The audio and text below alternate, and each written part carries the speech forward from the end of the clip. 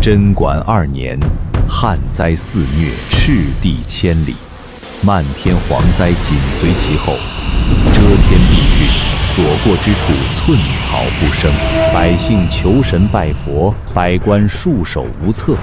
当朝皇帝被迫下罪己诏，向上天请罪。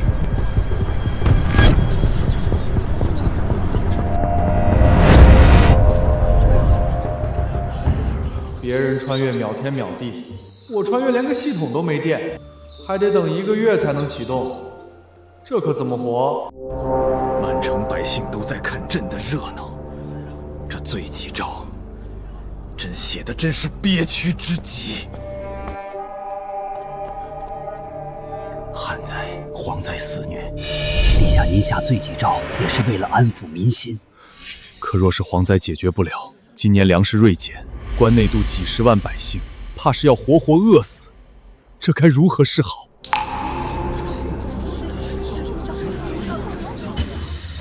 臣也是苦无办法呀。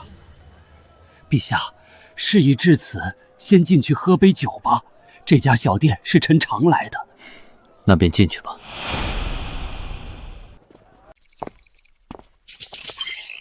老杜来了啊，今天还带朋友来了。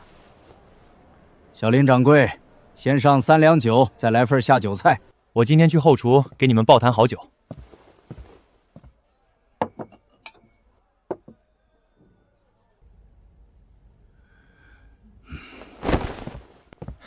老杜，看你朋友这愁眉苦脸的样儿，肯定是生意亏了吧？老哥，不就是生意上遇到点挫折吗？保证你喝完这酒，心情大好。你小子简直是找死，连陛下的肩膀都敢拍。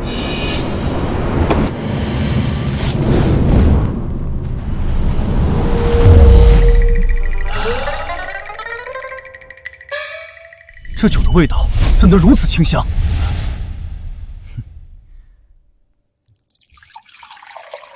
这可是我自己酿的绝世好酒，外面可喝不到，尝尝。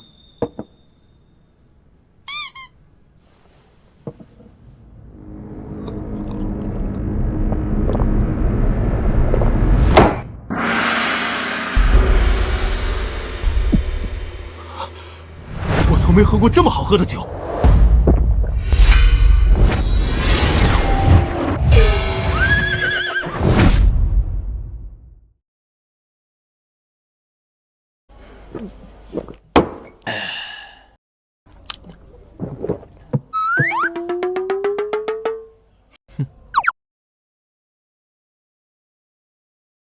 怎么样？我这酒放眼整个大唐都找不出第2家吧？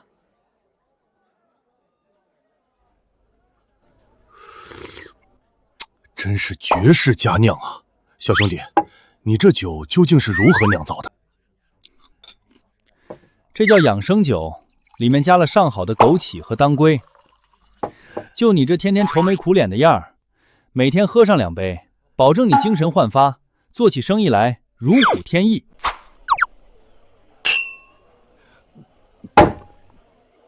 真是痛快呀！哈哈哈哈哈哈！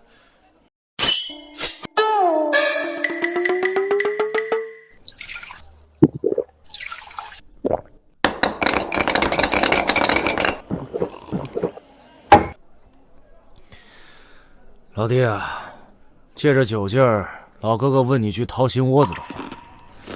你说当今圣上颁布这罪己诏，在你们眼里看来，真就是个笑话吗？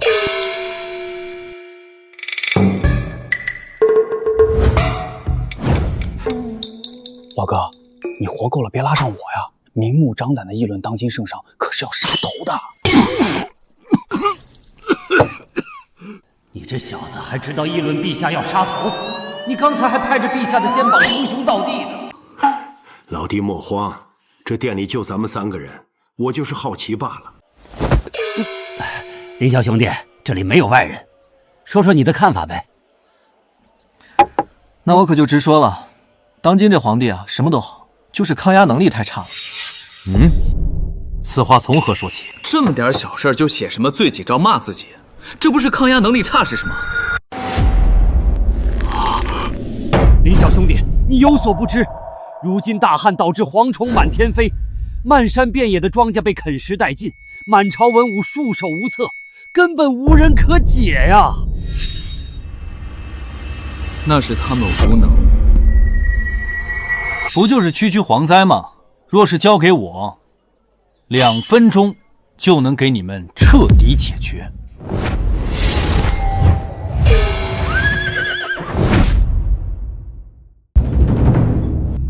林老弟，你莫不是喝多了？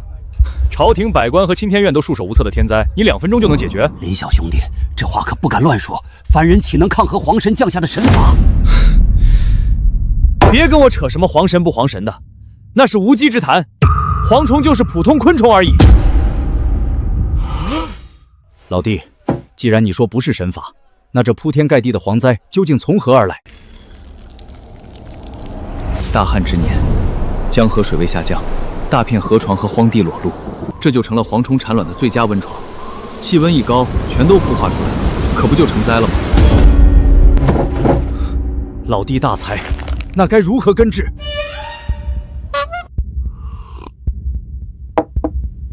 简单，在这帮虫子孵化之前，提前在虫卵密集区域喷洒石榴合剂和波尔多液就行。跟你们说这些等于对牛弹琴。总之，这就是用几种植物提取素配制出来的农药。这玩意儿喷在地里，不仅能把虫卵杀死，还能顺带当肥料用呢。配方我随时能给你们写出来。满朝文武束手无策的千古难题，在这小子嘴里，竟跟喝水一样简单。大唐若有此法，何惧天灾？林兄弟，这药方你开个价，多少金子我都给。什么金子不金子的？你要真想要，我写给你就是了。白给？几十万条人命呢，我还能跟你谈买卖？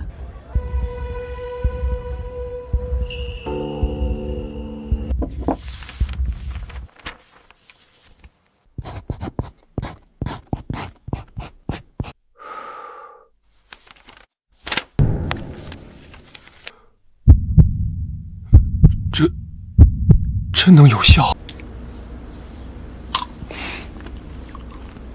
当然，还有个事儿，其实你们都搞错了。蝗虫不但不会让百姓挨饿，反而能帮他们填饱肚子。什么？填饱肚子？这虫子吃庄稼也就罢了，人怎么能吃虫子？这你们就不懂了吧？掌柜的，您的下酒菜来喽！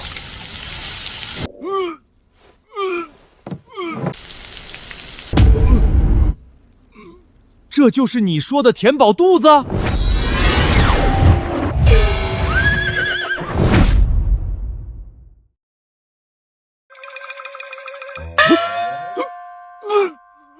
这可是皇神，吃下去会出人命的。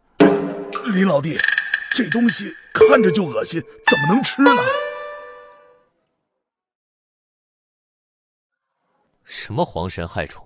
这可是富含优质蛋白的大补之物，懂不懂？优什么白？跟你们解释不清。总之就是吃了对身体好。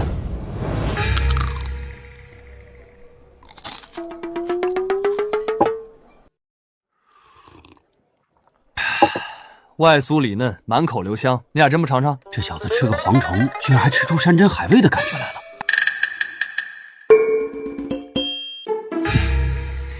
老杜啊，既然林兄弟如此盛情，你便替我先尝尝鲜吧。啊，我？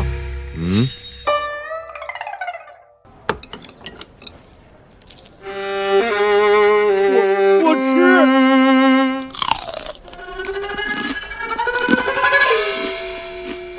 可是中毒了，赶紧吐出来。老李，这玩意儿是真香啊，简直比宫廷御厨做的烧鸡还好吃。当真如此美味？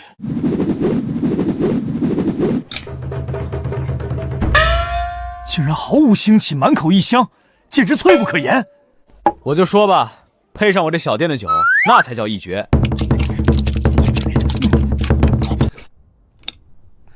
你俩刚才不还恶心的要吐吗？这怎么抢得比谁都快？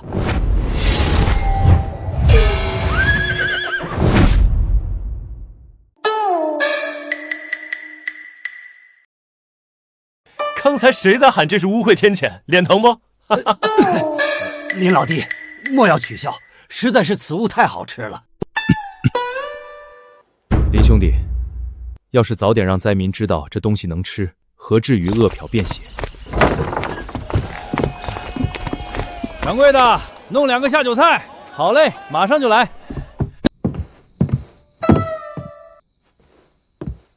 老李、老杜，你们路子野，把治皇的法子献给宫里那位憋屈的皇帝，准能换大钱。万一皇上龙颜大悦，给你们个一官半职的，可千万记着拉兄弟一把。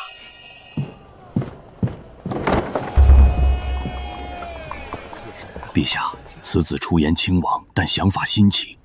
他到底是什么妖孽转世？管他是什么，这个人，朕要定了。回宫，朕明日朝会要让那些只知道知乎者也的废物们亲口尝尝这天谴的滋味。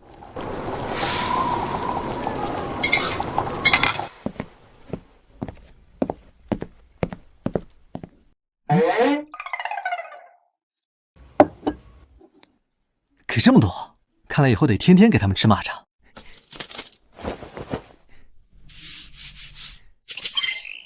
等系统充能完毕，小爷我就能在这个时代彻底躺平了。掌柜的，弄2个下酒菜。好嘞，马上来。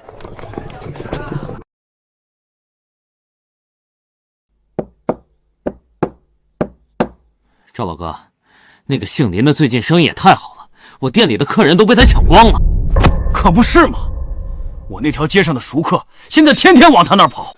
赵老哥，我听说那小子背后好像有人，要不要先摸摸底？我早就派人摸过了，那姓林的在这长安城里不过孤家寡人一个，毫无人脉背景。那赵老哥，您的意思是？明天带人去他店里要个说法，他识相的话还能给他留条活路，不识相就别怪我不客气。成，那就定好了，要那小子好看。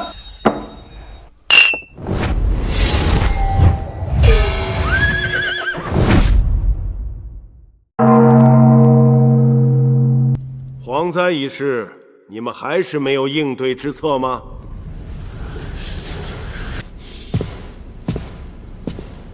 启禀陛下，皇神降灾乃天人感应，如今陛下已颁布罪己诏，想必那蝗灾不日便会退去。是啊，陛下，罪己诏已感动上天，只需静候天时即可。够了！别拿那些虚无缥缈的鬼神之说来糊弄朕。昨日一位高人的话点醒了朕，那东西就是地里孵出来的长翅膀的虫子，跟苍蝇蚊子没什么区别。陛下，这天降蝗灾历来无法根除，不知陛下口中那位高人有何妙计？这是那位高人给的农药配方，喷在虫卵上能杀虫，不伤地，还能当肥料。农药？听都没听过，陛下莫要被骗了。是啊，陛下，蝗虫若是这般好治，何至于千年以来都束手无策？哼，朕知道你们不信。来人！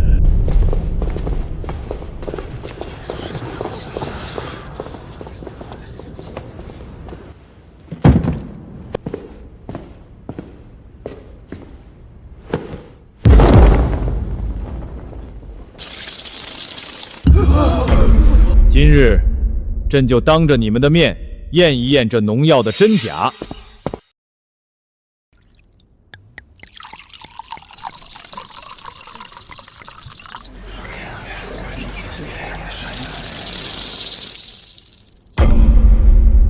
这怎么可能？蝗虫真的被杀死了？哼，还不止如此。来人！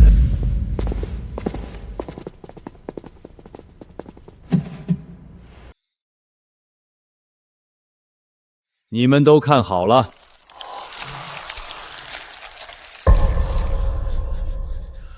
此药不仅能杀蝗虫，还能肥土，这简直是神物啊！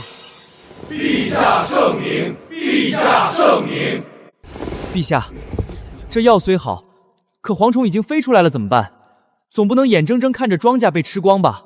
对啊，陛下，天下那么大，几百万亩田地，哪来那么多人手去喷洒？等药配好，庄稼早被吃光了。这法子只能救1亩3分地，救不了整个大唐啊！朕今天就让你们这帮井底之蛙见识见识，什么是通天之策。来人，传膳！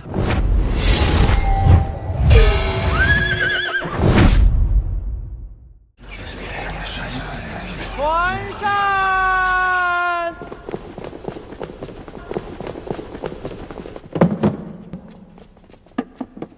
陛下，这食盒中是何物？打开一看便知。这是蝗虫！陛下万万不可啊！此乃灾物，怎么能够食用呢？陛下三思，此物绝对吃不得啊！陛下三思，谁说吃不得？杜相，你示范一下给这群孤陋寡闻的东西看看。臣遵旨。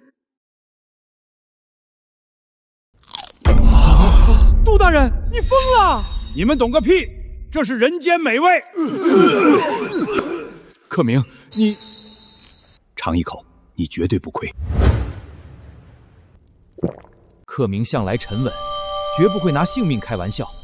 难道这东西真的能吃？毫无腥膻之气，反倒有股奇异的肉香。现在还有谁觉得这蝗虫是不可触碰的天谴？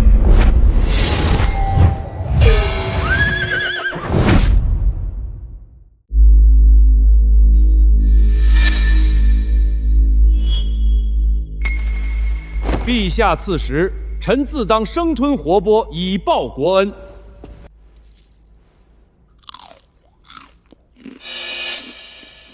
竟真如房相所言，酥脆无比，毫无异味。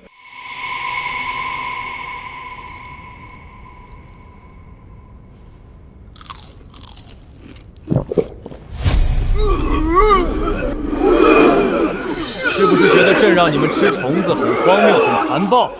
臣不敢，只是此等秽物实在有辱斯文，有辱斯文！你们整日满口天降责法，朕问你们，蝗虫是不是从蛋里孵出来的？自然是。既然是虫卵孵化，为何不找到虫卵提前消灭？为何不让百姓多养鸡鸭去吃成虫？就因为你们这些人的无知，满口天人感应，误导天下百姓挨饿受灾。你们除了逼朕认错，还有什么治国安邦的良策？臣等愚钝，陛下圣明。陛下治蝗之策犹如拨云见日，臣恳请将今日之事记录史册，昭告天下，破除民间迷信。臣附议，此举定能让百姓群起效仿，蝗灾必解。准奏，即刻拟旨，将新册发往各州县。克明，你说那小子到底是怎么想出这些法子的？农药吃蝗虫，朕活了这么多年，竟从未想到过。陛下，小林掌柜其人臣也看不透。说他是个奇才吧，平日里懒懒散散；说他是个庸人吧，一开口又语出惊人。不管他是什么人，这等奇才，朕一定要收为己用。备车，换便装，朕现在就要去见他。陛下，天色已晚，要不要明日再？等不了了。万一那小子被哪个世家抢先拉拢过去，朕哭都来不及。快去准备。臣遵旨。林峰啊，林峰，你到底还有多少本事藏着掖着？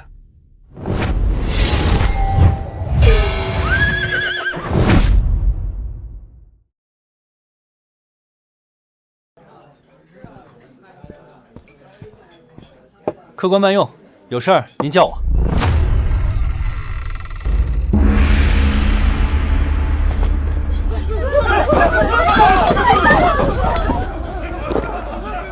几位火气这么大，不想吃饭也不用拿我这小店的桌椅撒气吧？林峰，少在这儿给我装糊涂！老子今天来找你是要个说法的。赵掌柜，都是生意人，你想要什么说法？你把我们客人都拉走了。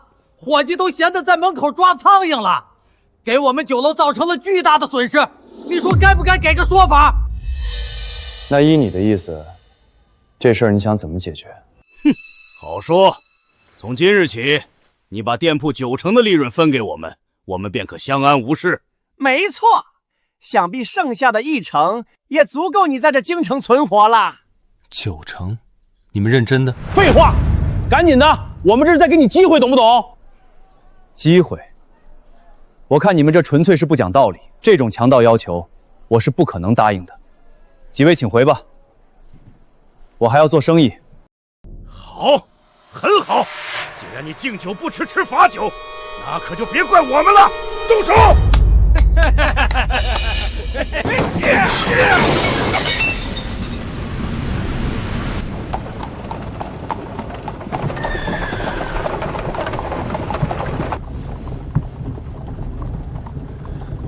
还有多远？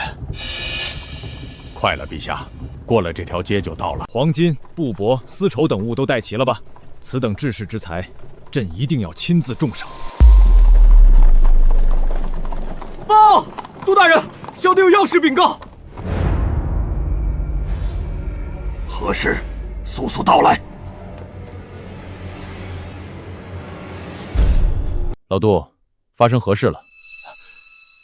陛下，暗处的探子传来消息，几个京城酒楼的掌柜正带着打手在小林掌柜的店铺里打砸威胁。你说什么？真是糊涂！这种人才你不派人保护他，万一出点闪失怎么办？臣知罪。加快速度，以最快的速度赶到。谁若是敢动小林掌柜，朕诛了他的九族！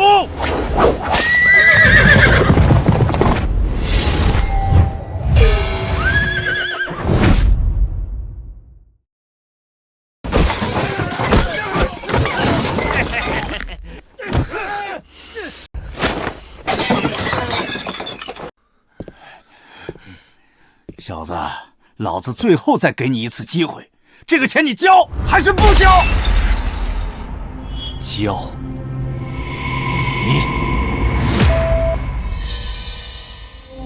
好，真他娘的以为老子不敢动你是吧？今天我就把你这身骨头一寸寸敲碎，给我往死里打！该死的，系统镜头怎么还不倒？难道小爷我今天真要折在这帮破林手里？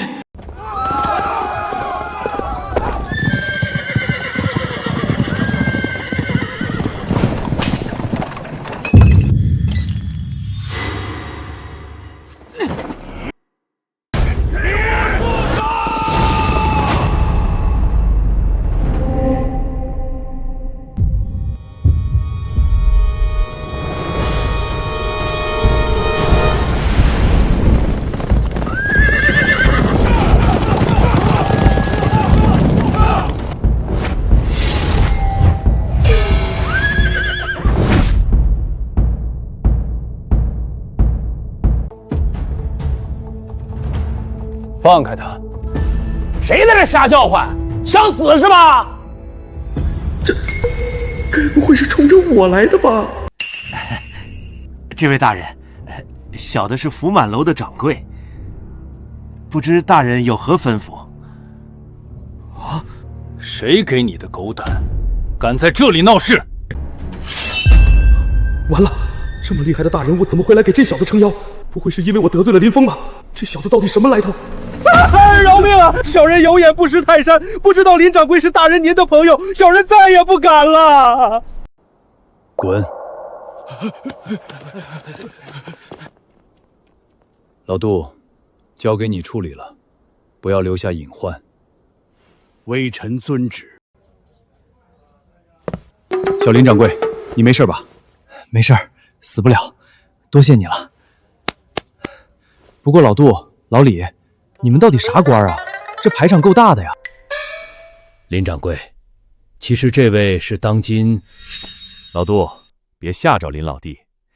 其实我也就是个在朝堂上跑腿的小官差，今天啊是托了你的福，才威放了这一把。托我的福？你献上那治荒灾的绝妙法子，解了朝廷的燃眉之急，陛下特命我带队前来重赏你。外面这排场是陛下给你的。嗨，吓我一跳！我就说嘛，老李，你平时来我这蹭饭都抠抠搜搜的，怎么可能突然一下就牛逼起来？这小子还不知道朕的身份，就已经如此反应。若是知道了，怕是在朕面前束手束脚，不如继续瞒着，看看他肚子里到底还藏着多少本事。陛下英明。抬进来。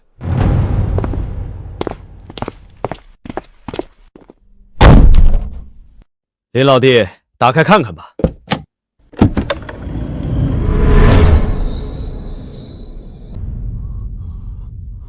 林老弟，这些全都是陛下给你的赏赐。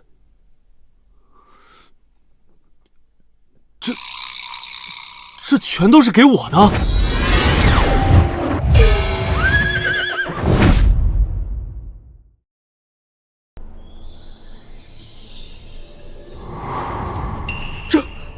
这至少是几千两金子吧？林峰这小子到底抱上了哪尊大佛？这何止是铁板，这是撞上南天门了！我得跑，赶紧跑！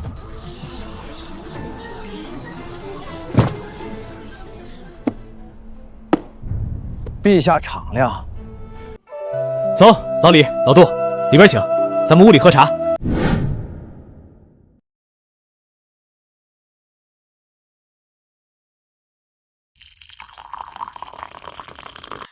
地方乱了点，老李、老杜，你俩先将就着。林老弟，你也看到了，这长安城里牛鬼蛇神多的是。你虽有大才，但若只是在这开个小店，怕是委屈了你的才华。林老弟，不瞒你说，圣上因为你那治皇的法子，对你可是欣赏的紧。临行前特意交代我问问你，你有没有想过入朝为官？今年秋闱在即，你要是肯参加科举，博个功名，简直如探囊取物。当官？不去不去。为何？这不是无数文人的终极梦想吗？老李，你还是太天真了。当今这科举早就名存实亡了，我懒得去。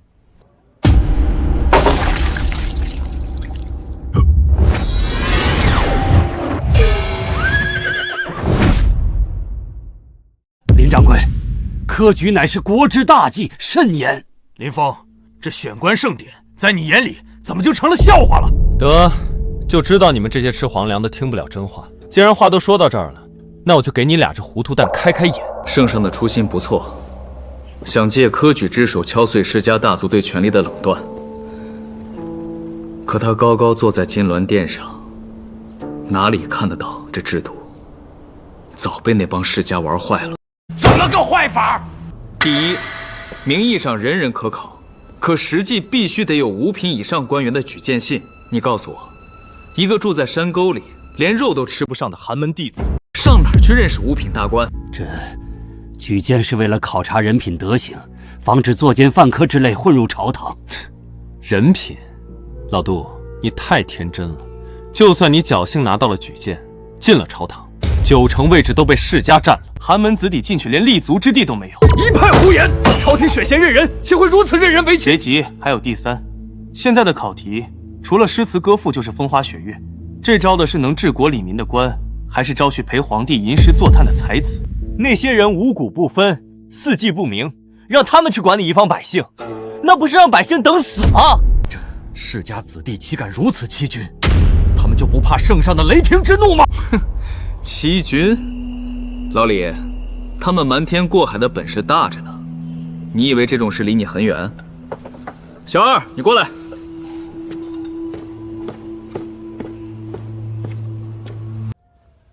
来，老李，你看看他，这小子寒窗苦读10年，不仅4书5经倒背如流，连各地的农时利弊都门清。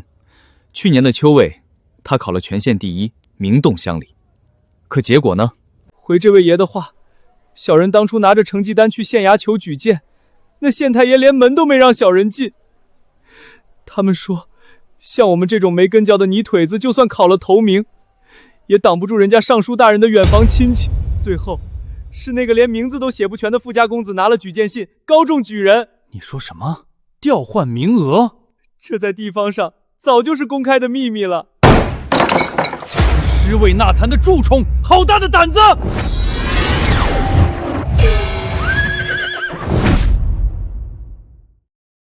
群尸位撒惨的蛀虫，好大的胆子！李兄，冷静，冷静啊！朕苦心孤诣经营的科举，竟然成了世家藏污纳垢的后花园。林峰啊，林峰，你这一巴掌扇得朕脸好疼！老李，你这反应也太大了吧？不知道的还以为你才是那个被骗的皇上呢。我这是嫉恶如仇，看到这等不公之事，心如刀绞。行了，消消火，这大唐的水深着呢，你一个小官差管不了那么多。来，喝酒。管不了，这大唐是朕的，既然有人敢坏朕的规矩，朕就让他们知道什么是天威难测。林老弟，时辰不早了，我也该回皇宫向陛下复命了。差点忘了你还在当值呢，去吧，别让皇帝老儿等急了。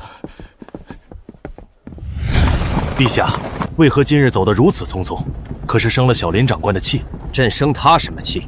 朕是急着回宫去查一查历年的科举卷宗，朕倒要看看这科举是不是真如林峰所言，已经烂到了根系里。这经义写得一塌糊涂，这个草包居然也能中进士！这个张德茂是谁举荐的？回陛下，是礼部王侍郎举荐的。这名考生乃是太原王氏的旁支。那这篇呢？狗屁不通，连字都没写端正，居然也中了榜首。这又是谁的人？这是吏部赵尚书举荐的李承恩，乃陇西李氏的远亲。荒唐！朕苦心设立的科举，竟然真成了他们世家大族3人的后花园。那个林峰明明是个从未入朝的平民，却能一眼看穿科举的机弊，洞若观火。反观朕，难道朕的科举真就一无是处？朕不信邪。老杜，你过来看，这2篇文章文理皆通，字字珠金，这才是朕要的人才。谁说朕的科举选不出人？陛下，这2份绝佳的卷宗上署的名字，正是刚才那2个草包张德茂和李承恩啊！说什么？不对，这字迹与他们平时的笔墨完全不同。你看这糊名之处，有明显的刮擦痕迹。陛下，这2人的科举试卷是被调包过的。无法无天！这群世家之人连科举试卷都敢动手脚，他们眼里还有没有朕这个皇帝？老杜，你立刻去给朕彻查背后到底牵扯了哪些主考和官员。臣遵旨。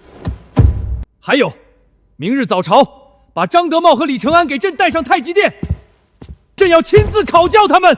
若答不上来，当年所有参与考试的官员，朕要拿他们的脑袋来祭科举。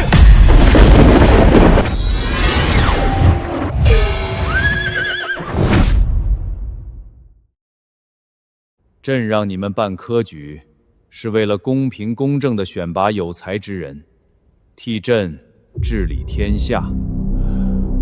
可阳奉阴违，把科举办成了什么样子？陛下息怒，臣等一直尽心尽力筹办科举，实在未曾有半点阳奉阴违啊。是吗？朕昨日偶遇一位奇人，他告诉朕，这科举早已名存实亡。陛下，此人定是在妖言惑众，这是欺君之罪，当诛。哦，那不妨你们听朕说完。王侍郎，朕今天就指明你来回答。你若敢骗朕，欺君之罪是什么后果，你应当知晓。臣遵旨。第1条，科举要5品以上官员举荐，寒门子弟连门都摸不着，此话是真是假？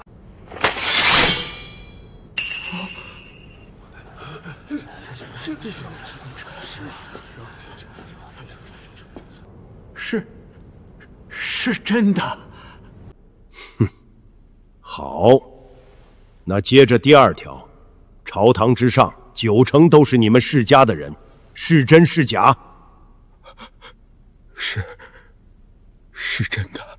第3条，科举只管录取，不管审查，只考诗词义赋，五谷不分、四季不明的废物也能当官，是真是假？是真的。原来这么多年，你们全都在合伙骗朕！陛下息怒，陛下冤枉。虽然举荐制度确实存在一些瑕疵，但这些年还是给陛下带来了不少栋梁之才啊！对，陛下您看，去年的状元张德茂那文章写得极好，还有前年的李承恩诗词冠绝京城啊，陛下！朕昨晚不眠不休看了一整晚的科举卷宗，张德茂那文章狗屁不通，那个李承安的诗词全是抄袭之作，而他们全是靠你们举荐才中的。你们管这叫人才？好，既然你们觉得举荐制度没问题，那就传朕旨意，宣张德茂、李承恩上殿。朕今日就要在这太极殿上当场考考这两个大才子。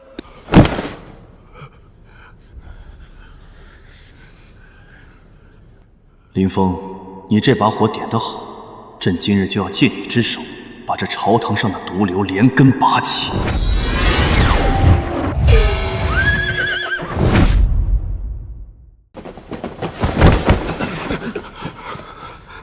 微臣张德茂叩见陛下，微臣李承恩叩见陛下。既然两位都是百官口中的国之栋梁，朕今日就考考你们。张德茂，朕问你，关中去年收了多少担粮食？每亩地该征多少税？一个村又该出多少徭役？回陛下，关中粮食大概有几万担，税收按人口。大概，这就是你的实务。连赋税徭役都不懂，你拿什么去治理一方？李承恩，朕来问你，村里两家争夺地界，你该怎么判？偷牛的毛贼是不是一律打50大板？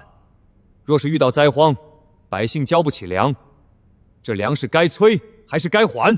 回陛下，地界之争当以和为贵，让他们各自退让一步。偷牛者不尽农事，自然是重罚。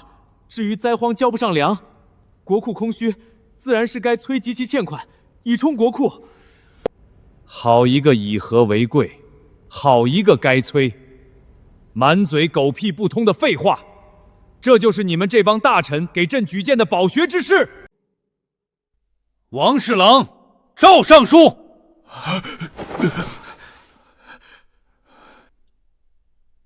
你们给朕好好解释解释。陛下息怒。张德茂的文章确实写得花团锦簇，臣只是负责举荐他的文采，他答不上实务，臣实在不知情啊。臣也一样啊，陛下。不知道，朕看你们是揣着明白装糊涂，是你们勾结考官调包试卷，把别人的文章换成了张德茂和李承恩的名字，致使真正的有才之士名落孙山，这是欺君之罪。陛下，臣冤枉啊！陛下。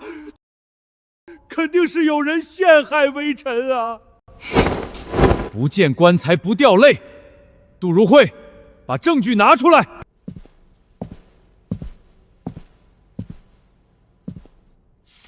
贞观26年，礼部王侍郎收受张家纹银5000两，指使考官将张德茂的试卷与落笔举子赵某的试卷当场调包。贞观27年，吏部赵尚书收受李家黄金100两，指使考官将李承恩的试卷与落笔举上孙某的试卷调包，涉案考官共计7人，名单在此，证据确凿。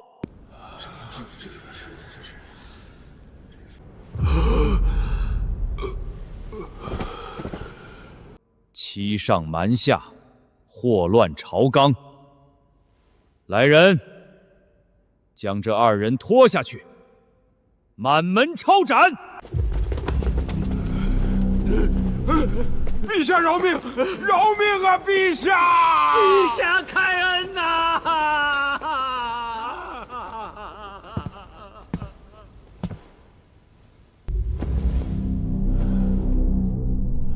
朕最后问一遍，还有谁反对朕废除举荐，创建新科举？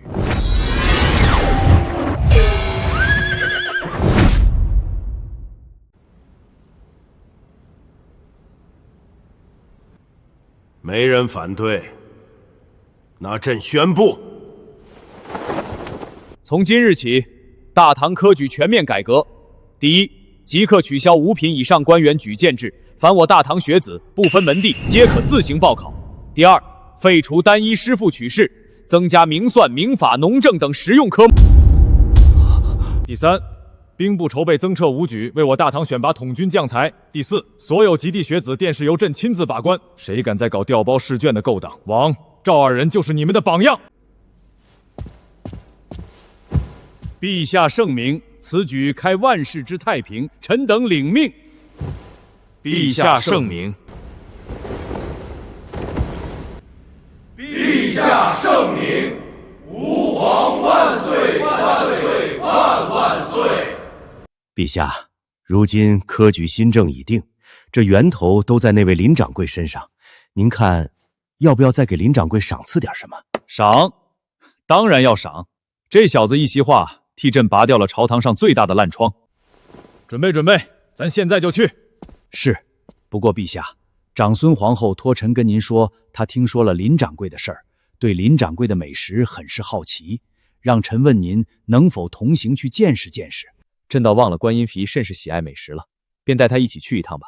还有，那几大世家吃了这么亏，肯定会查到林峰头上。你暗中派一队精锐御林卫，暗中护他周全。若是有人敢去闹事，不必请示，直接给朕拿下。臣领命。林峰啊，林峰，朕已经为你搭好了台子，你肚子里到底还有多少治国安邦的奇谋？可千万别让朕失望啊！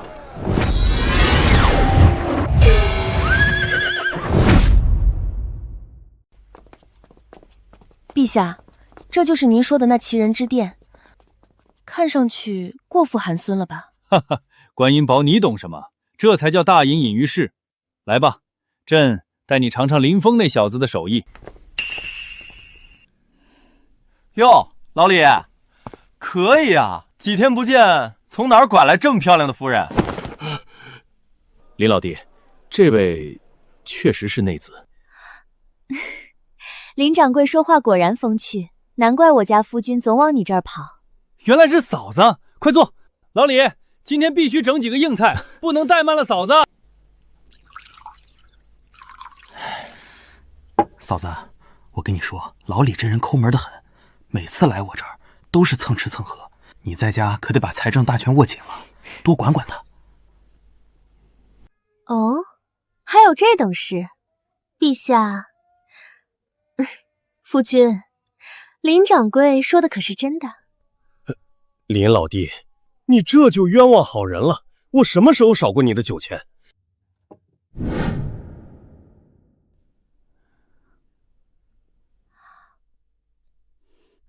外酥里嫩，满口异香。林掌柜，这手艺果真不凡。那必须的，全大唐独一份。林老弟，上次你提的科举那些弊端，当今圣上已经听到了。朝廷最近雷厉风行，已经废了举荐制。这不，圣上觉得你立了大功，又托我给你带了点东西。我操，又来！林老弟，先别管那些。圣上虽改了制度，但总觉得落实下去还有些空缺，不知你能不能再给提点几句，我也好回去邀功。老李，你还不算笨，这改革虽好，但你们忘了最根本的一点：寒门子弟连字都不认识多个，他们拿什么跟世家拼？那该如何是好？办学堂，可那需要海量的银钱。大唐国库如今为了赈灾，已是捉襟见肘，哪有财力支撑全国兴学？思路打开点。第一，地方不够，就把各地的庙宇祠堂腾出空房来改。第二，没钱买纸笔，就在院子里铺上沙盘，一人一根小木棍，在沙堆上练字。第三，没先生，让那些有功名在身却没学位的秀才去教，免他们的杂税。妙啊！沙盘代纸，祠堂为室，这简直是神来之手，大唐寒门有救了！林老弟，你这脑子到底是怎么长的？鸡糟物六，赶紧吃，菜凉了就不好吃了。该死，此等奇才，若只让他开个饭馆，简直是暴殄天物。朕不论用什么法子，一定要让他入朝。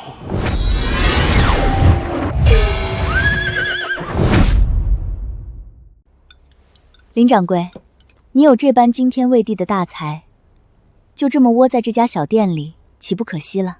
哎呦，李夫人，怎么老李老杜劝完，现在又轮到你来劝了？再说了，当官有什么好的？起得比鸡早，睡得比狗晚，干得好遭同僚嫉妒暗算，干得不好要挨上司骂，我图什么呀？哼！朝堂正值用人之际，而且难道你就没想过光宗耀祖、青史留名？还青史留名，更惨。这怎么说？留名青史就是被人研究来研究去，指不定过个几百年，连坟头都要被后人刨开，拿去展览收门票呢。嘿嘿，我就想安安稳稳的赚点小钱，每天睡到自然醒，过神仙般的潇洒日子。罢了罢了，人各有志，今日就不强求你了。林掌柜的手艺和见力，今日真是令我大开眼界，告辞了。李夫人慢走啊，老李老杜，下次记得带钱再来，别老想白嫖。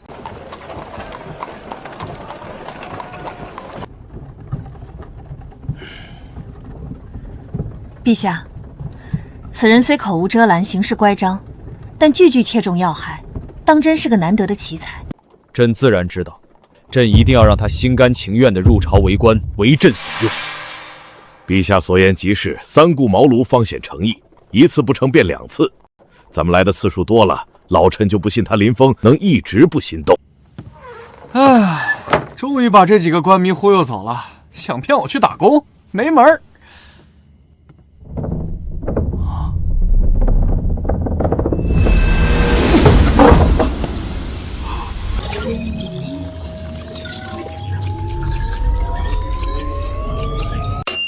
充能完成，彪悍人生系统正式激活。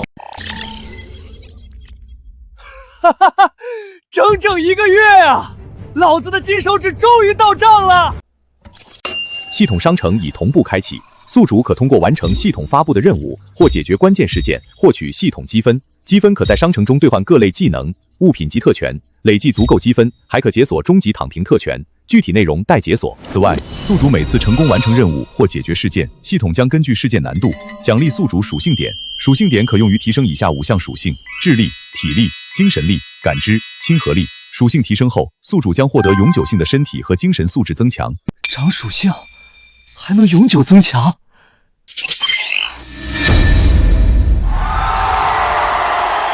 就是说，小爷我会越来越聪明，越来越能打，越来越有魅力。积分攒够了，还能换终极躺平。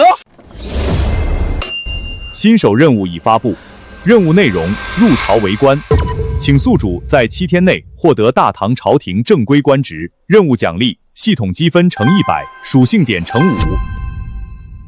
宿主后续解决各类事件危机，系统将根据事件影响力自动结算积分与属性点。啥？入朝为官？狗系统，你玩我是吧？老子刚才还在老李面前大放厥词，说打死都不当官，这下好了，话音还没落呢，你就逼我去当官，这脸打得也太快了吧！可是老李已经被我赶走了，我现在去求他，他还肯收我吗？天哪，我造孽呀！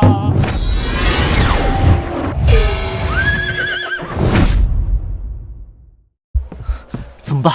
只有7天时间，科举1年才一次，等考完黄花菜都凉透了。至于其他路子，我一个外地来的厨子，上哪弄官去？难不成真要去求老李？可是我刚才把话说的那么满，现在去求他们，这脸还要不要了？要脸干什么？脸能换神秘大礼包吗？干了！老李，老李，车下留人！林掌柜，你怎么追来了？老李，那个也没什么大事，就是什么？就是你刚才在店里说的那个当官的事儿，咱们还能不能再商量商量？这小子刚才还一副视功名如粪土的硬骨头模样，怎么才一转眼的功夫到自己贴上来了？有意思哦。怎么想通了？不想着每天睡到自然醒，数钱数到手心了？想通了，彻底想通了。我想试试看看有没有机会青史留名。可你连科举都没参加过，刚才不还说科举名存实亡吗？规矩是死的，人是活的嘛。我确实没参加过科举，但老李你不是路子广吗？你看能不能帮我安排个小官当当？林掌柜，这入朝为官可不是儿戏，朝廷的官职岂是说给就给的？老杜，你们刚才可是说有门路的，帮帮忙，以后你们来我店里吃饭，永远免单。这事儿嘛，入朝为官不是小事，你先回去等消息，有了眉目，我让老杜去找你。多谢了，老李，以后有用得着兄弟的地方，赴汤蹈火啊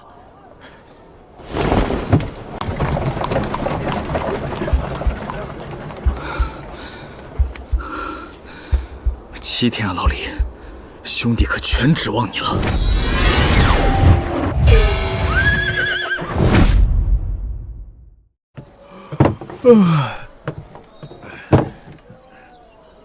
林掌柜，当官的事办妥了，现在就跟我进宫面圣。啥？昨晚说的事儿这就妥了？老李这路子也太野了吧！李大人在朝中人脉极广，这不算什么。快些走吧，莫要误了时辰。我要见皇帝啊！那当然，入朝赃官哪能不见陛下？林掌柜，我可得嘱咐你一句，见了陛下千万收起你那随性的脾气，不可再口无遮拦了。放心，我心里有数。老李，你到底多大官啊？连入宫面圣这种事儿都能随便安排？你该不会是皇帝身边的红人吧？到了你就知道了。说起来，你想当个什么官？我操！想当什么官还能自己说了算？老李，你这权力也太大了吧？那自己人不说暗话，我肯定想当大官啊，最好是一人之下万人之上那种。不过老李，你也别太有压力，尽力而为就行。你要是真安排不了大官，给我弄个闲差小官，我也没啥问题。这小子竟觉得陛下实力不行，待会儿有你惊掉下巴的时候。行，没问题，我尽力给你安排。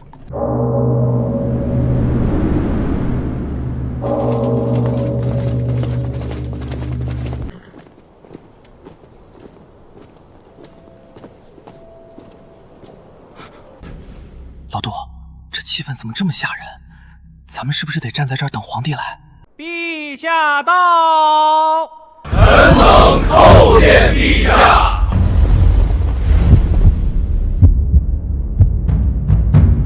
哎，老李，你疯了，快回来！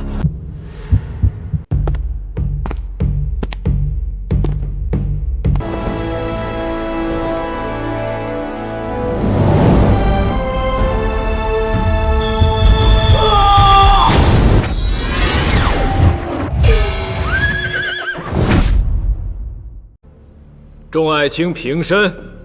陛下有旨，宣林峰进殿。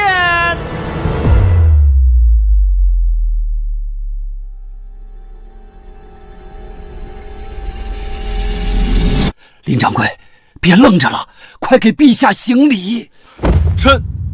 曹民，不，陈林峰参见陛下，吾皇万岁万岁万万岁！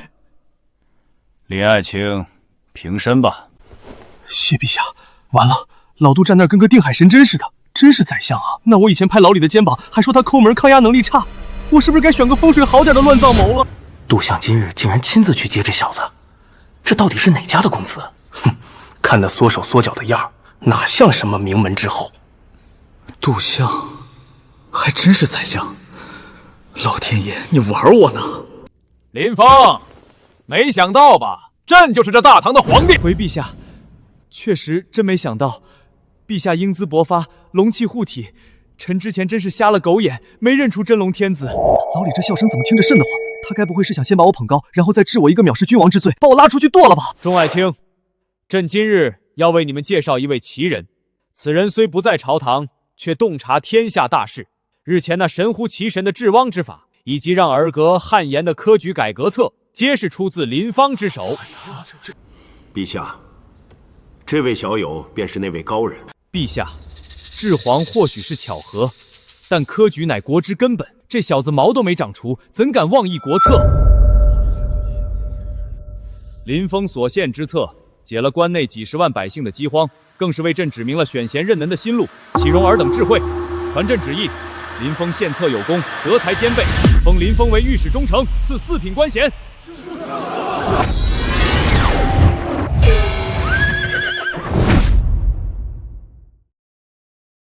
陛下，万万不可！御史中丞乃朝廷重臣，监察百官，位列4品。此人从未入朝，凭什么一跃登天？是啊，陛下，臣寒窗苦读30年，入仕20载才熬到今日之位。他一个乳臭未干的小子，凭什么？林峰，本官问你，你祖上何人？师从哪位大儒？之前在何处任职？立过什么功名？回这位老大人，我祖上全是没师从事过出什么大儒。至于功名，我没参加过科举。昨天以前，我还在长安大街上开小饭馆呢。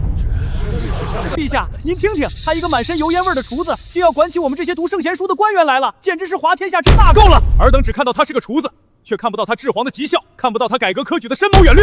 朕问你们，若无林峰，关内道几十万百姓的活路在哪儿？你们谁能比得过他？陛下，微臣认为，既然林大人身怀大才，不如就由事实说话。如今西北大旱颗粒无收，朝廷拨了数批不见成效。若林大人能当场拿出一个切实可行的赈灾方案，臣等便心服口服。赈灾可不是做菜，他一个开馆子的，怕是连地图都看不懂吧？不错，他要是能说出3句关于民政的话来，都算我输。西北赈灾，这帮老狐狸果然给我挖坑，我上哪儿懂？丁，新手任务入朝为官已完成，奖励系统积分乘100，属性点乘5已到账，当前积分余额100。5点属性点得赶紧分配一下，智力先加3点，解决赈灾方案得靠脑子，亲和力加2点，等会儿说服这些大臣用得着。丁，属性分配完成，智力加3，亲和力加2，当前属性智力83，体力70，精神力65，感知68，亲和力72，剩余属性点0。对了，商城，我还得从商城里找点能应付眼前局面的东西。水利工程就是这个。消耗系统积分乘80，兑换水利工程实务手册成功，剩余积分20。既然各位大人这么想看我露一手，那这赈灾的难题请。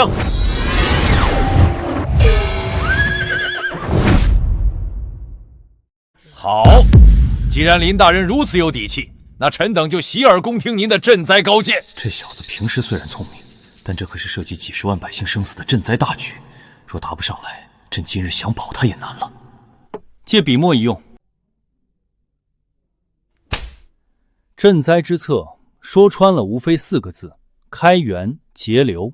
哼，老夫还当有什么奇策？这开源节流4个字，3岁小孩都懂。先说开源，从江南调粮，沿水路一路北上，行至汴州后，分3路陆运，沿途每100里设粮仓。你们看，这是路线图和各处粮仓的调配节点。这路线画的也太精准了吧，简直堪比朝廷堪舆出的最精细的地图。他一个没当过官的人怎么会知道？江南到汴州走水路，汴州到关中分3路陆运，既省时又省力。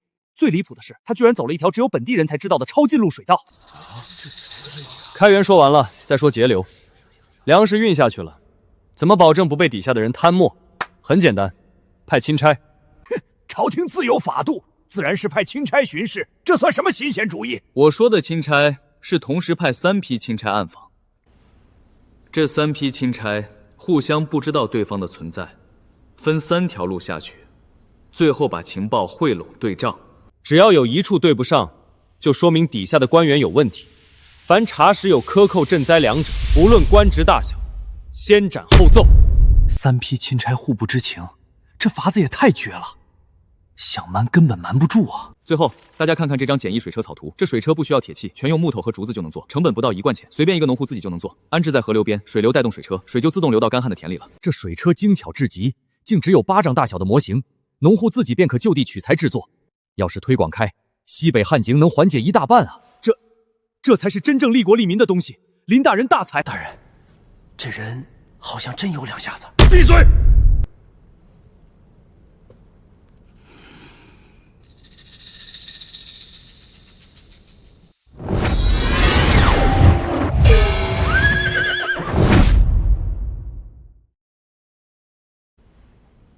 诸位大人，开源节流，防腐治本，我这厨子的方子，诸位觉得还能入眼吗？哈哈哈哈哈！好一个开源节流，好一个以工代赈。林峰，你真是不给朕的这些老臣留半点面子。现在还有谁不服？还有谁觉得朕封的这位御史中丞德不配位？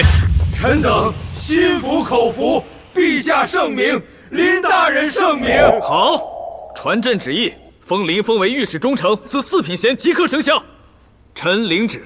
朕宣布，此次西北赈灾由林峰主导，户部全力配合，所有钱粮调度需经林峰签字才可放行。臣领旨。退朝。丁，宿主成功解决赈灾考验事件，获得系统积分乘150，属性点8，当前积分余额170。8点数字加什么？体力得跟上，以后到处跑差事不能累趴下，感知也得加，察言观色少吃亏。丁，属性分配完成，体力加4，感知加4，当前属性智力83，体力74，精神力65，感知72，亲和力72，剩余属性点0。170分， 8点属性，花80积分换水利手册，净赚90积分，还白得13点属性提升，这买卖划算。照这个速度攒下去，离躺平变强的日子不远了。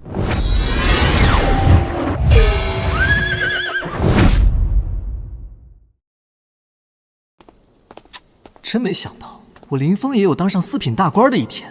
老李啊，老李，你这大腿够粗！林大人，且慢。哟，老杜，不对，杜相，您这走路都没声的，吓我一跳。林大人，陛下今日强压众议，封你为忠臣，是对你寄予了厚望。但你须知，这朝堂之上，世家根深蒂固，那些人被你断了财路和名位，绝不会善罢甘休。从今往后，你自己务必万分小心。杜相放心，我明白。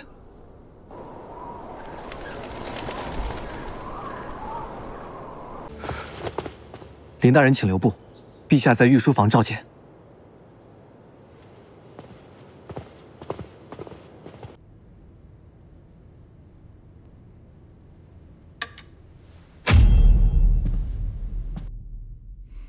林峰，你果然没让朕失望。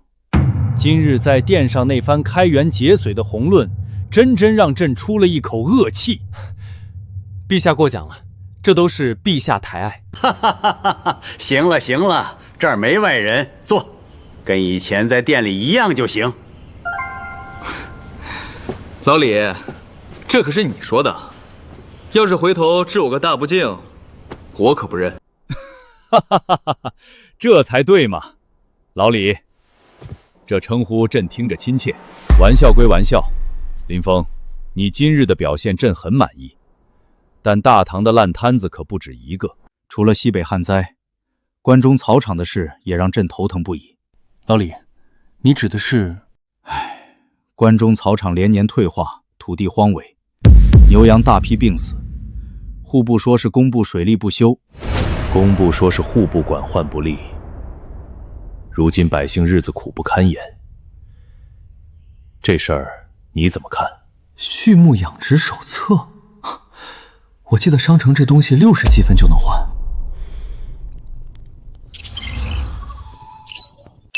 消耗系统积分乘60，兑换畜牧养殖手册成功，剩余积分110。这事儿听起来悬，其实不难，我能解决，但我得亲自去关中实地走一趟。好，就等你这句话。这事儿朕明日就在朝堂上公开提出来，到时候那帮老臣肯定会顺水推舟，把这个烫手山芋踢给你。林峰，你给朕句准话，你真有把握？别到时候在关中栽了跟头，朕想保你都难。老李，你也不看看我是谁？我林峰经手的地儿，草能长3尺高，羊能长得像牛大。有志气，朕就在长安等着你的好消息。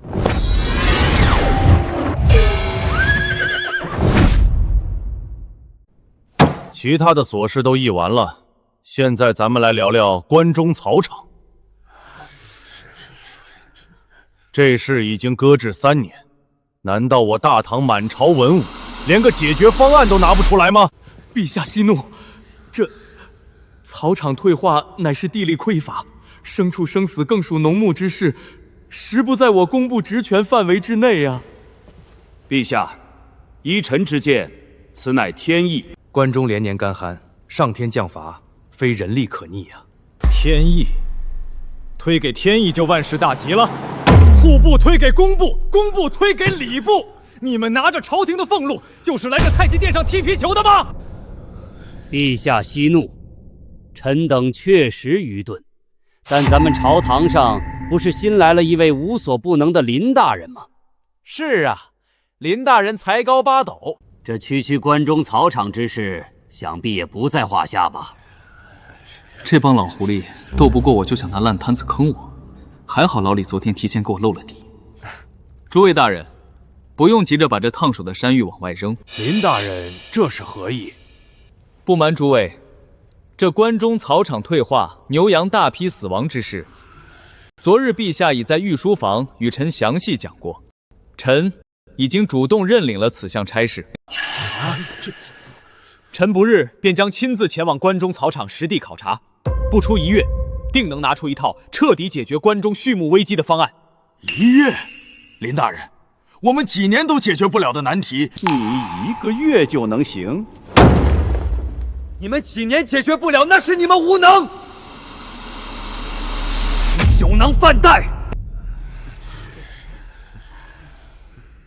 一群土鳖，等小爷把现代畜牧技术搬出来，非把你们的脸再打肿一次不可。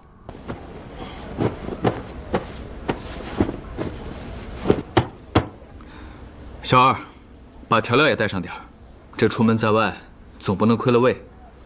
掌柜的，听说关中现在乱得很，咱们就这么去，会不会有危险啊？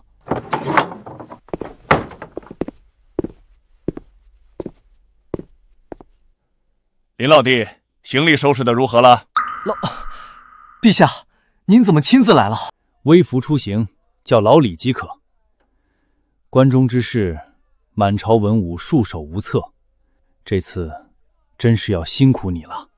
老李放心，我说1个月解决，就绝对不拖到下个月。你有这份自信，朕很欣慰。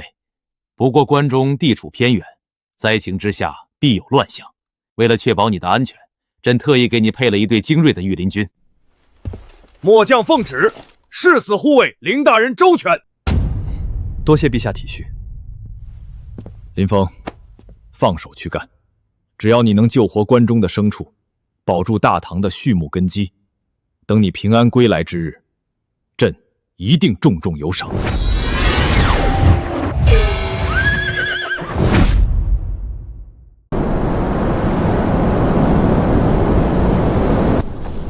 这就是关中草场，这哪里是沙化，这分明就是沙漠。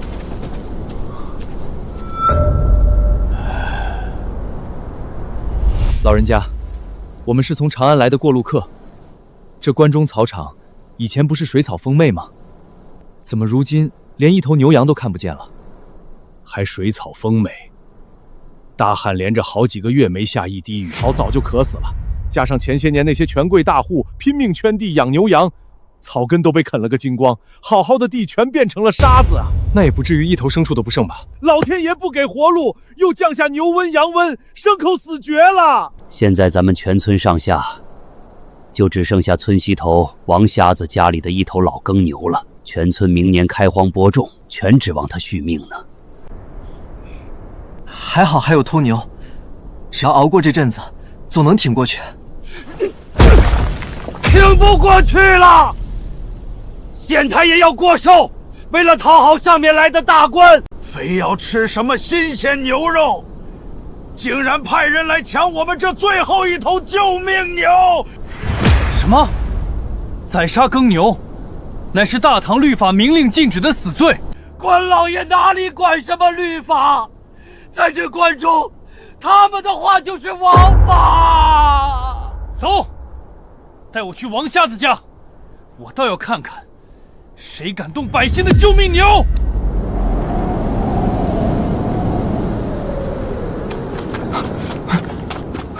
不要抢我们家的牛！爷爷，你醒醒啊！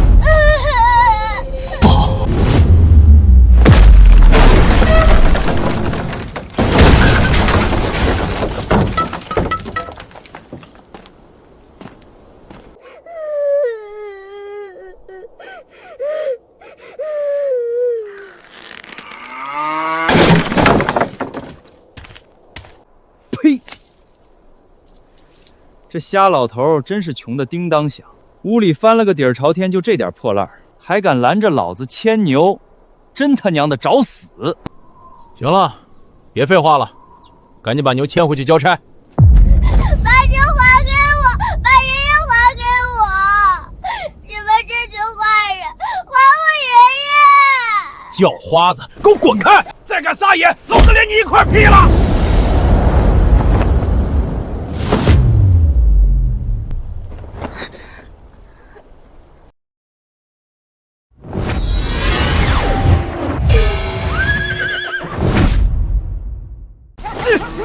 哪里来的野小子，敢管你爷爷的闲事？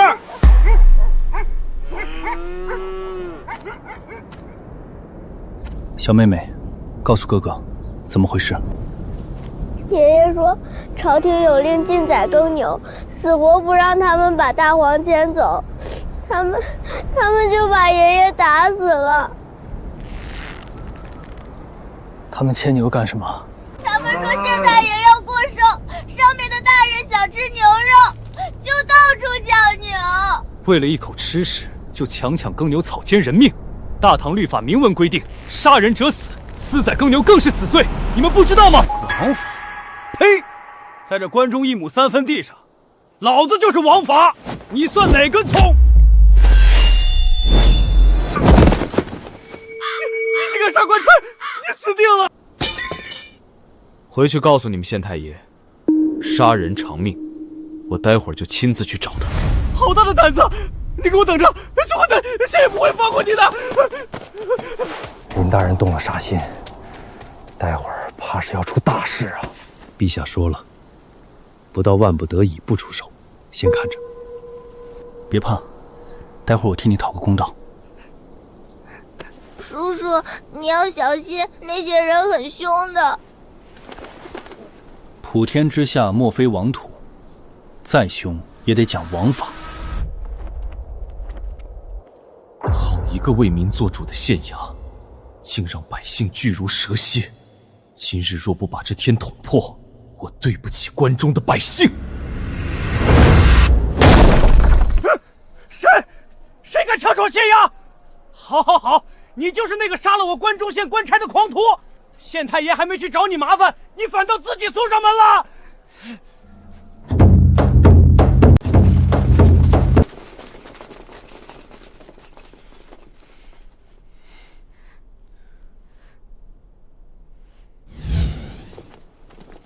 你就是那个杀我手下的狂徒？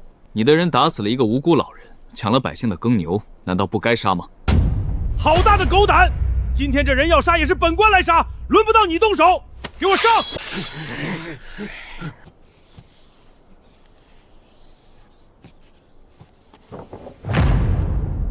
睁开你们的狗眼，好好看看这是什么！圣旨！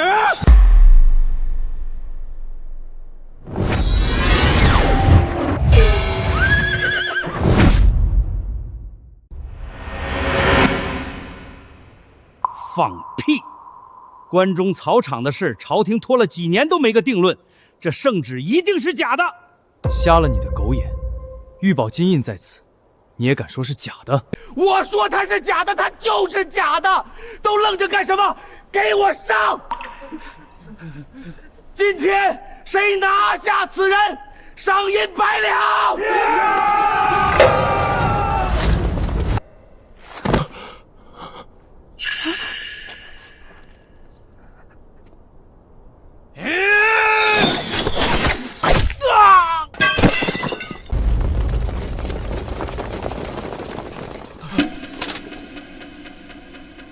御林军在此，谁敢动林大人一根汗毛，杀无赦！御林军，你到底是什么人？陛下限我1个月解决关中畜牧危机，你倒好，私采耕牛，草菅人命。林大人，林爷爷饶了小人这一回吧。饶你？那被你们活活打死的无辜老人，谁来饶他？来人，把这狗官给我拿下！放开我！你们敢！乡亲们，本官御史中丞林峰，奉当今圣上之命，特来关中查勘畜牧危机。从今日起，谁再敢欺压百姓鱼肉乡里，本官手里的刀绝不轻饶。这狗官就是下场。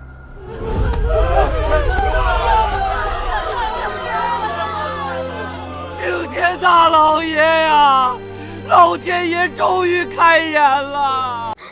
叔叔，谢谢你。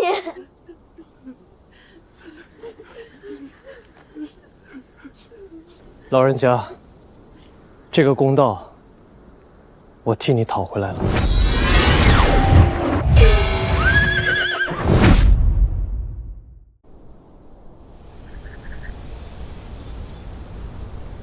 是时候动手了，就在这儿大干一场。大人，陛下只给1个月时间，连建猪圈带养猪，来得及吗？放心，1个月足够了。你去雇工匠修建猪圈，再买一批猪仔回来。是。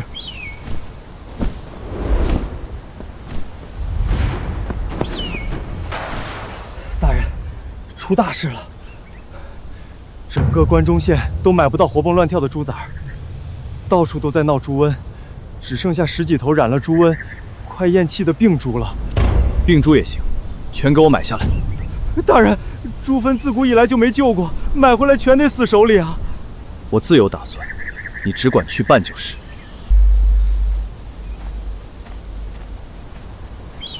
区猪瘟算什么？几副中药就能搞定。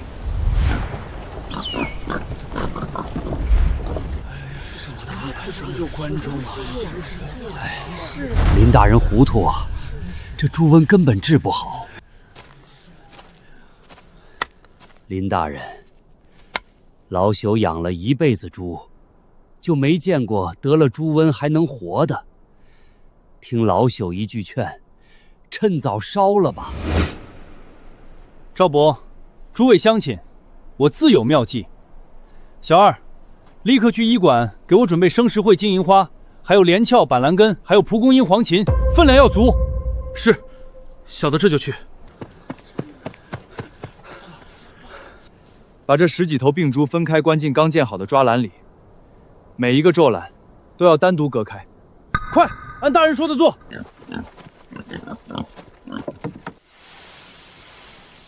把这些金银花、连秋一起煮了，把药汤灌给病猪。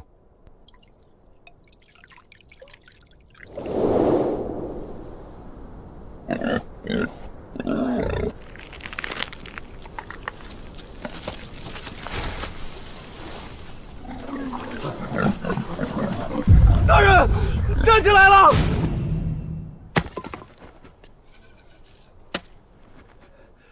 老朽活了大半辈子，头一回见到猪瘟还能治好的。林大人，乃神人也。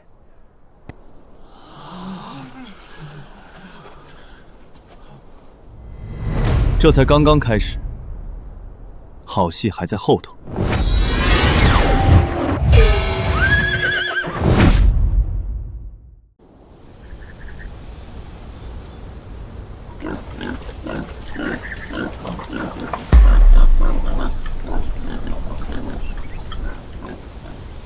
林大人，您这到底是使了什么仙法？这不是仙法，是医理。金银花、连翘、板蓝根，恰好能克制猪瘟病毒；生石灰可以猎灭潜伏的病毒。可是老朽还有一事不明。大人奉朝廷之命来此畜牧，按理说该优先养牛羊，猪肉又腥又臊，那是贱户才吃，上不得台面的东西。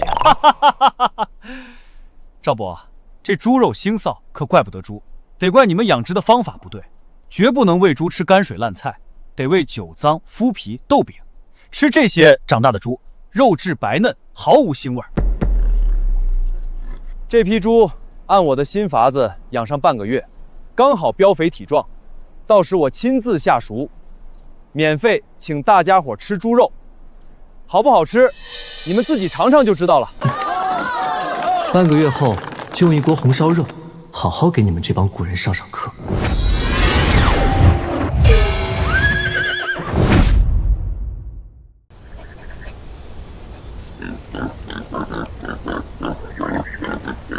真的是半个月前那批快死的瘟猪，这要是拉到市实上去，价钱比普通的猪肉贵上1倍都不止。那是我家那头黑毛啊，半个月前它都口吐白沫，站不起来了。林大人，您非但把它救活了，还养得这般神气。今日半月之期已到，我说过要让大家尝尝这新法养出的猪肉，宰杀5头肥猪。养得好是一回事，可这猪肉终究是贱肉，又腥又臊。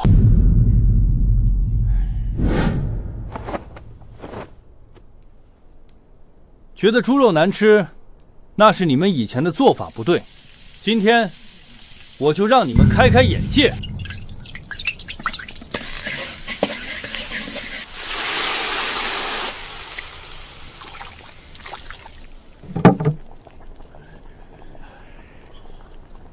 今天不把你们馋哭算我输。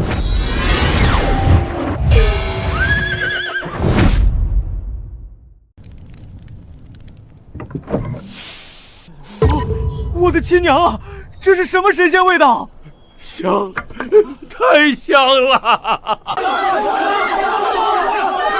大家别挤，排好队，见者有份儿。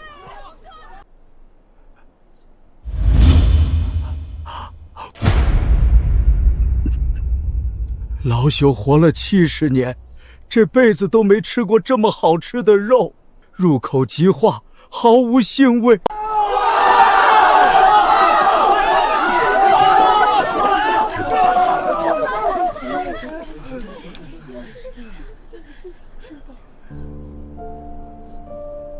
丫丫，过来。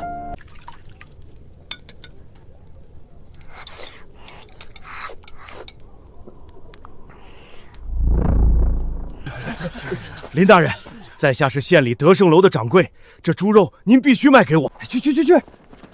林大人，我是府城天香阁的，只要这猪肉能常年供应，我出2倍，不3倍市价，我出5倍。这种肉运到长安去，那都是达官显贵抢着要的宝贝。诸位掌柜，先别急着竞价，尝尝看。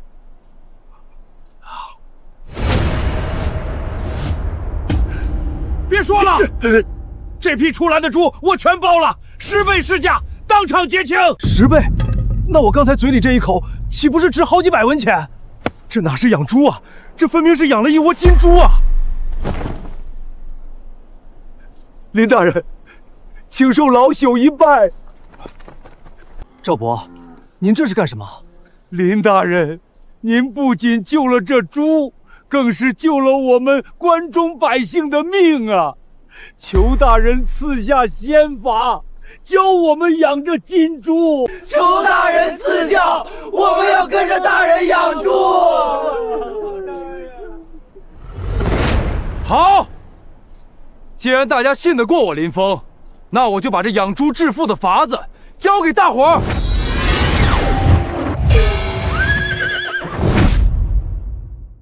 圈舍通风、饲料配比，还有防病防疫的要点，我都讲透了。只要按照我这新法子养，不出半年，家家户户都能吃上肉，赚上钱。林大人，真是活菩萨转世啊！大人，长安送来的急信。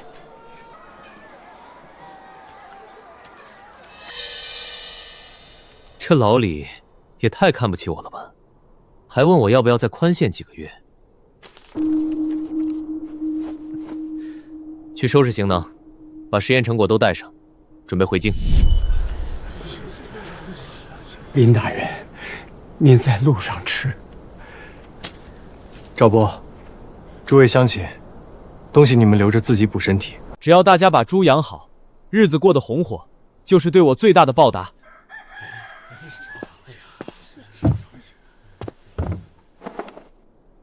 出发！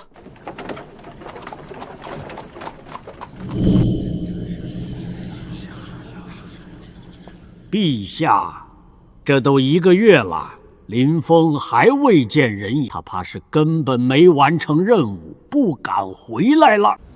是啊，陛下，延误期限，这可是欺君罔上的大罪。够了，都给朕肃静！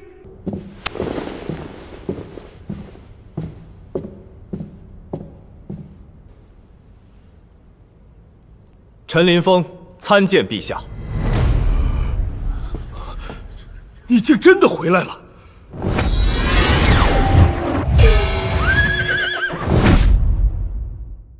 林爱卿，关中1月之期已到，畜牧养猪之策进展如何？回陛下，臣不负圣恩，已初见成效。哼，荒唐！老臣听闻林大人在关中天天围着猪圈转，耗费国库无数银子，如今空手儿还敢说初见成效，这是欺君之罪。王大人亲眼看见我空手而归了，谁不知道猪肉腥臊乃下等肉？你这不是糊弄是什么？那恐怕让王大人失望了。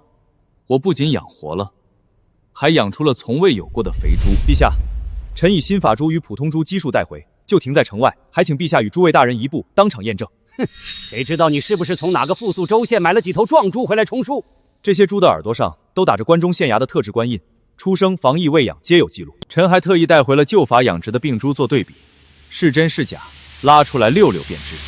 好，朕倒要看看这新法养出的猪到底有何不同。众爱卿，随朕出城。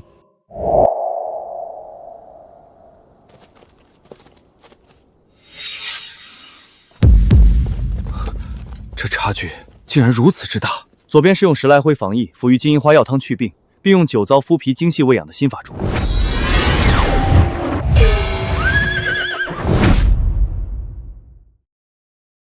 猪长得膘肥体壮又如何？猪肉又腥又骚，哼，这是几百年的老理儿。林大人，你就是个厨子，难不成还能把这下等肉做成龙肉？那就当场尝尝看，是龙肉还是贱肉，一口便知。陛下，臣请当场验肉，若猪肉依旧腥臊难咽，便算林峰欺骗朝廷。准奏，朕亲自来挑。那就这头和这头。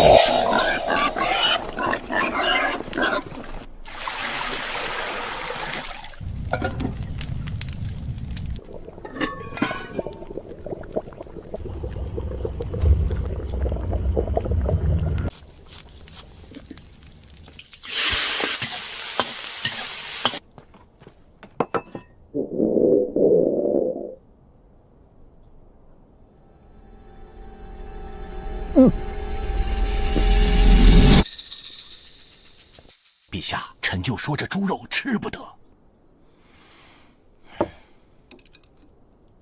这新法猪毫无腥臭，奇香无比，肥瘦相间，简直叫人欲罢不能。什么？啊！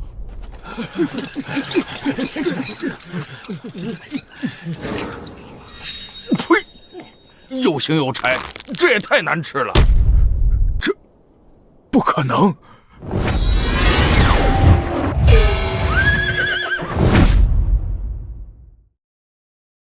新法养猪，圈舍干净，干湿分离，饲料用麸皮豆饼配酒糟，猪吃得好，睡得香，肉质自然紧实。老大人服了吗？是老臣错怪林大人了，老臣认错。罚封3月，以正效尤。陛下，这是臣在关中整理的畜牧方案细节，从猪仔选育到饲料配比，从一平防治到草场恢复，皆记录在册。传朕旨意，此畜牧方案即日起推广全国。林峰加封为御史大夫，正3品，另赐长安城东宅地1座。臣叩谢陛下隆恩。这当官怎么比我以前加班还累啊？什么时候才能真正躺平？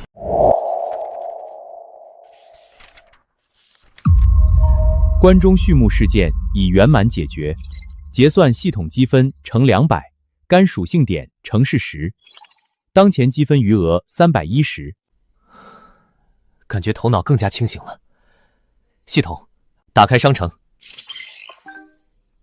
系统，兑换制衣大师技能。兑换成功，消耗60积分，剩余250积分。250，这数字怎么听着这么别扭？房大人，您这是怎么了？还不是为了我那宝贝女儿。前几日诗会，她因衣服寒酸被人笑话，哭了好几场，求我给她弄件好看的新裙子。可上服局的订单排到几个月后，长安成衣铺的精品也全被订空了。房大人，其实这件事，林大人，你不会连这事儿都有办法吧？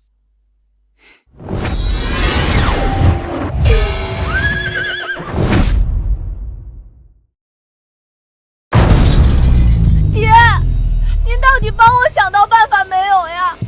我3天后怎么去赴长乐公主的宴会？难道还要穿着这件旧裙子去丢人吗？方相，若不嫌弃，这裙子我来做。你就是那个厨子御史林峰，我知道你做菜是一绝，可这是做女儿家的衣服，你连绣花针都没拿过吧？行与不行，3天后一试便知。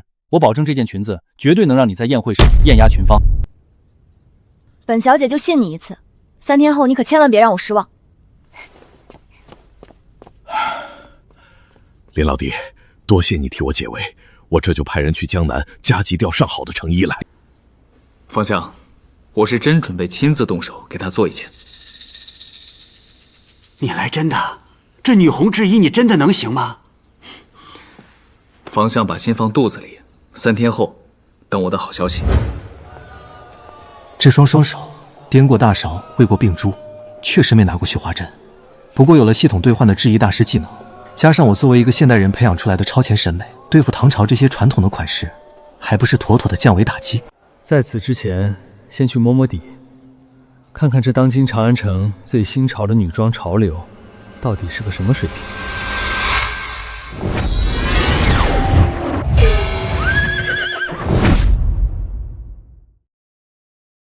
大唐女装的款式翻来覆去也就那几种，毫无新意。不过结合现代的审美和我心里的构想，这裙子的图纸已经有了。就这家吧，看着货挺全。公子快请进，咱们洲际布料最全的，后院就能直接做成衣。您想看点什么？把那匹月白色的云锦拿给我看看。公子好眼光，上好的苏杭云锦，30两银子一匹。你要给府上女眷做衣裳？现在量尺寸，我马上安排人做。不，我买了，不过借你们的后院工作间一用，我自己来。公子，不是老朽多嘴，这云锦料子金贵，您若是不懂行，一剪子做坏了，30两银子可就打水漂了。带路吧。那公子哥要买咱们的云锦，说要自己裁衣服。我看又是个有钱烧的公子哥，他恐怕连剪刀怎么拿都不顺手吧。制衣大师技能，开！完了，不划线就下刀，这步彻底废了。这是什么神仙刀法？他这手艺一刀都没多余的，这哪是人能剪出来的？老朽裁了30年衣服，从没见过如此恐怖的手法，这分明是有备而来呀！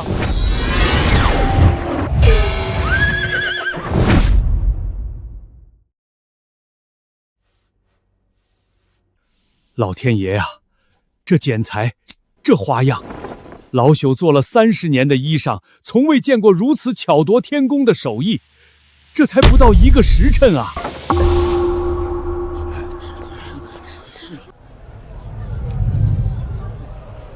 小姐，咱们出来够久了，家里该着急了，咱们早些回去吧。回什么回？本姑娘好不容易才出来一趟，这长安城我还没逛够呢。咦，前面怎么那么热闹？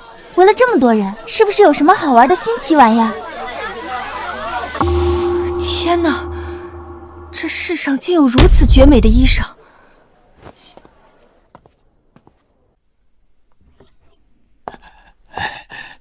这件裙子我要了。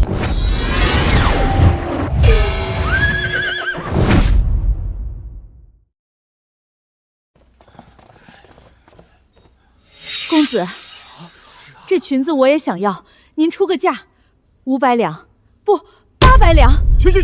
这是在我的铺子里做出来的，公子，我出1000两。诸位掌柜，承蒙厚爱，但这衣服真的不卖。慢着，这件裙子本小姐要了。喂，你这裙子多少钱？不管他们出多少，我都出2倍。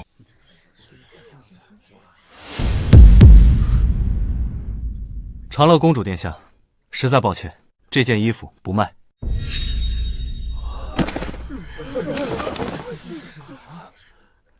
本公主这就被你认出来了。哦，我记起来了，你就是那个林峰。母后天天在我耳边夸你做饭好吃，没想到你连女子的衣服都会做。公主谬赞了，臣不过是闲来无事，随便做做。既然是你随便做的，那就卖给我呗，金银珠宝你随便开口。殿下，不是钱的问题，这衣服是臣特意替一位朋友做的。朋友？什么朋友比本公主的面子还大？我不管，我就要这件。陛下3令5申，朝廷命官不得违规从商。臣若是收了您的钱，便是知法犯法。您总不能眼睁睁看着臣被陛下治罪吧？你，哼，林峰，你给本公主等着，这事没完！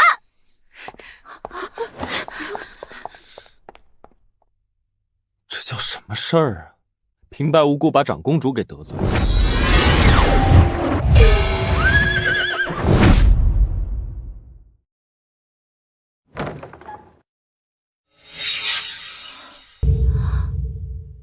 天哪，这也太美了。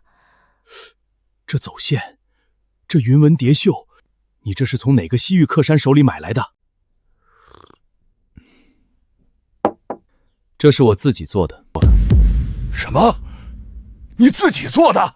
林大人，你还会做衣服，比宫里上服具的手艺还要精湛100倍。随便做做而已，赶紧换上试试，不是要去诗会吗？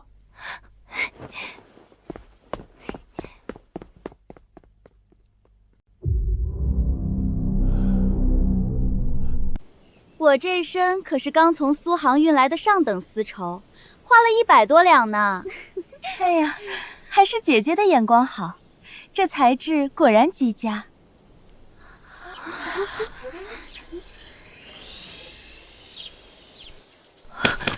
这是什么料子？这绣工简直前所未见，太美了！若是能穿上这身裙子，长安城第一美人非我莫属。方一珠，你这裙子是不是林峰给你做的？是啊，公主殿下怎么知道？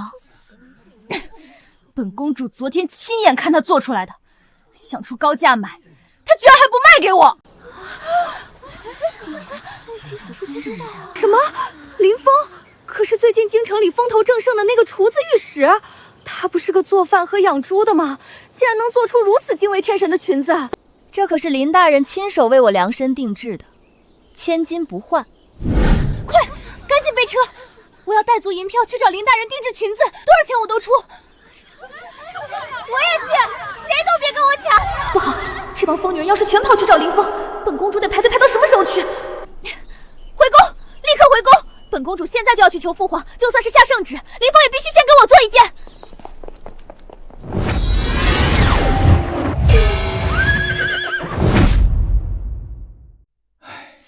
林峰啊，这几十份奏折全是京中王公贵族求你去给他们家女眷做件衣裳，朕这御书房都快成你的成衣铺子了。微臣只是帮房大人的千金随便做了件裙子，也没想到会闹出这么大动静。父皇，您可得给我做主。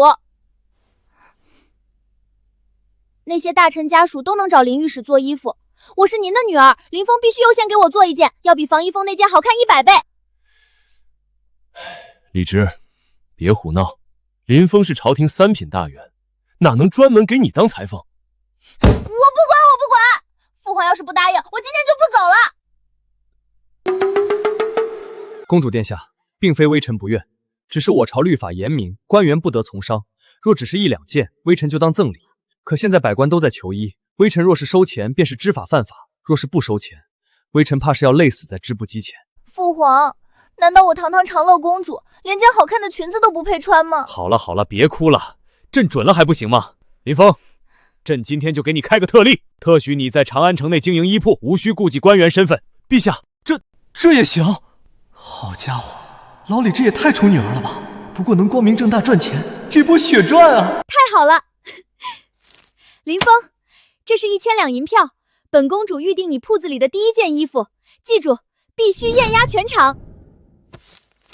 公主放心，微臣保证让您成为长安城最耀眼的存在。特批是拿到了，可要从零开始招伙计买布料建铺子，那得累到猴年马月去。有了，长安城里那么多现成的衣铺老板，我出技术和图纸，他们出人力和场地，我稳坐猫星几何，这不就是加盟店模式吗？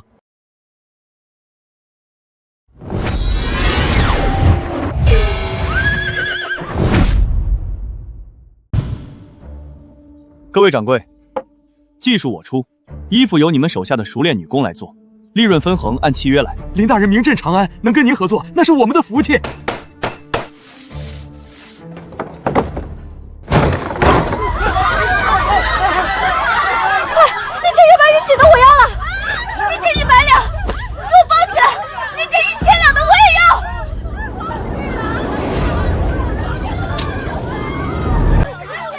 冷静点，别急，都有份儿。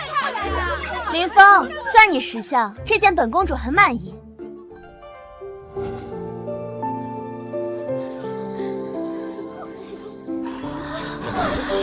太美了，林大人，我也要定制，就要公主身上这种级别的。诸位小姐，铺子真没货了，从现在起只能采用预约制，大家排号。啊，这么多世家小姐，那得排多久啊？这位小姐，您已经是第503号了，估计得等上个把月。要等这么久？为了补偿各位排队的耐心，凡是今天预约了的，林某都送一份小礼物。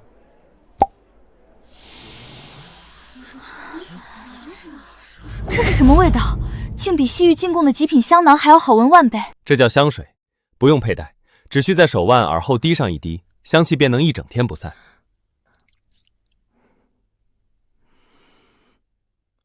太神奇了！林大人，这香水卖多少钱？我要买10瓶。我买20瓶，多少银子你随便开。抱歉了，诸位，这香水是我这2天随手做的，只是买衣服的赠品，概不单卖。太可惜了。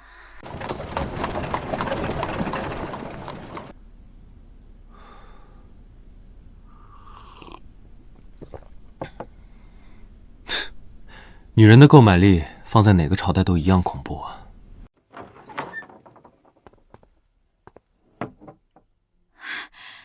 林大哥，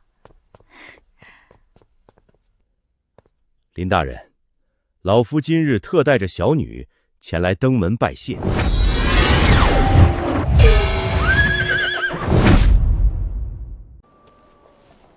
林大人，这是遗珠亲手缝制的荷包，请大人务必收下。还有这500两银子，是那件裙子的润笔费，大人一定要收下。房小姐，荷包我收了，这钱就算了。我与房大人同聊一场，若是收了你的钱，房大人回去怕是要参我一个收付贿赂。林峰，刚才遗珠说这订单已经排到了500名开外，就算这店里绣娘没日没夜的赶工，怕也得做半年吧。 5天？5天？5天做500件，就算请几10个老裁缝也来不及啊！不用几10个人，我这店里满打满算也就4个伙计。林峰，4个伙计5天出500件成衣，这怎么可能？除非他们是3头6臂的神仙。是神仙还是凡人？房大人，随我到后院一观便知。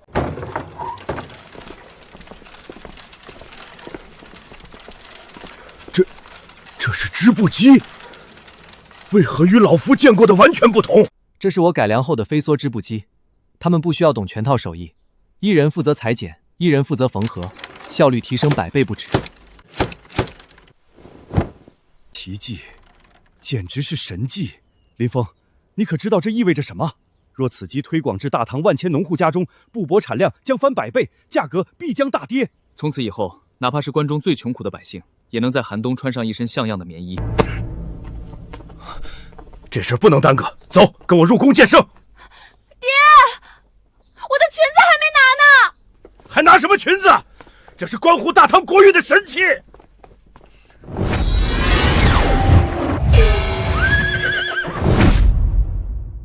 玄灵说，这件衣服和你铺子里那几百件，都是你那什么织布机和4个伙计不到1天做出来的。回陛下，千真万确，臣改进了制衣工艺，4个人1天做100件不在话下，而且走线比最好的绣娘还要永称。哈哈哈哈哈哈！林峰，你可真是一次比一次让朕惊喜啊！这织布机的工艺，你可愿意推广到全国？臣当然没有意见。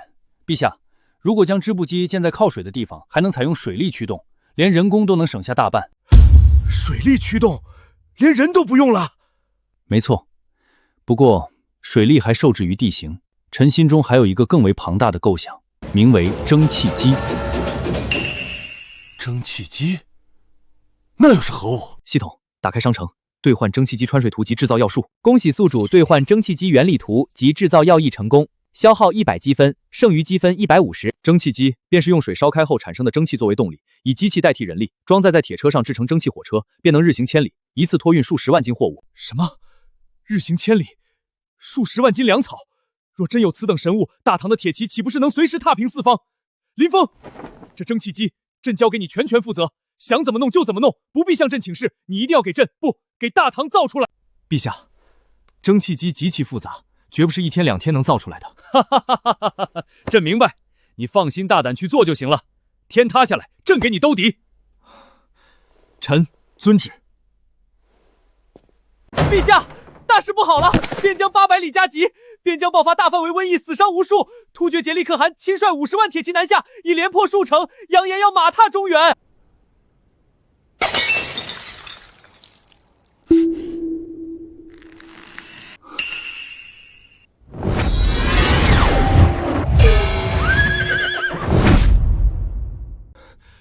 陛下，边疆急报，云州突发大疫，波及整个州府，死伤百姓已逾10万。突厥杰利可汗趁火打劫，率50万铁骑连破我大唐20座城池。传太医，将他扶下去，好生休养。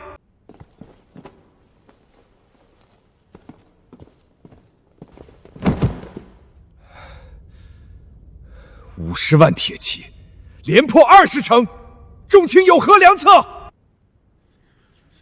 陛下，臣以为应当立刻调集天下兵马，挥师北上，痛击突厥，万万不可啊！陛下，兵不此举，无异于饮鸩止渴。你这叫什么话？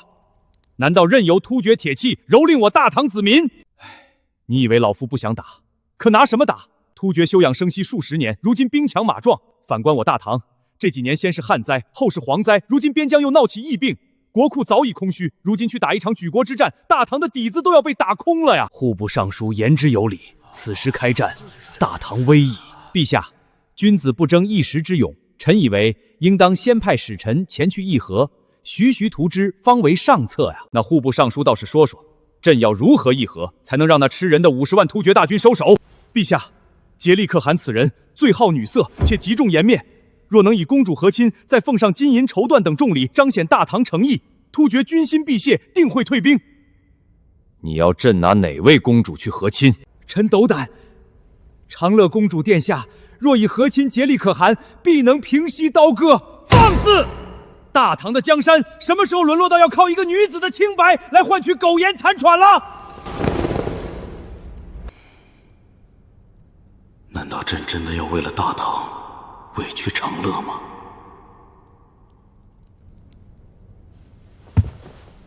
荒谬至极！陛下乃真龙天子95之尊，大唐更是天朝上国，岂有泱泱大国向小国低头称臣、献女求和之理？林大夫，你站着说话不腰疼？不和亲，难道你去挡那50万铁骑？我大唐男儿死绝了吗？要靠女人去求活？陛下，臣以为对待外物，唯有一句话：天子守国门，君王死社稷。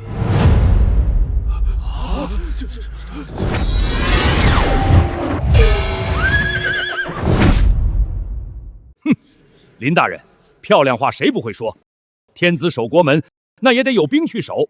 你倒是拿出个切实的解决方案来呀！林峰，你这10个字，着实说到了朕的心底。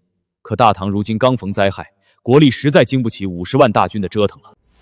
敢问尚书大人，国库还能调动起多少兵马？连番天灾加瘟疫，国库早已见底，勉强挤一挤，最多只能调动10万大军。区10万疲惫之师，如何去抗衡突厥50万如狼似虎的铁骑？简直是天方夜谭！恭喜宿主兑换碎发枪及手雷全套制造图纸成功，消耗120积分，剩余积分30。10万大军，够了。陛下，调动10万大军还是太劳民伤财了。您只需给臣5万大军，足矣。此起彼伏，你简直是疯了！5万对50万，你这是带着我大唐男儿去送死！林峰，朕虽然信你，但这绝非儿戏。10倍的人数悬殊，你何以取胜？陛下，兵不贵多而贵精，更何况微臣已经想好了一种秘密武器，莫说他50万，就是100万，也叫他有来无回。是何武器？此物名为枪，还有手雷。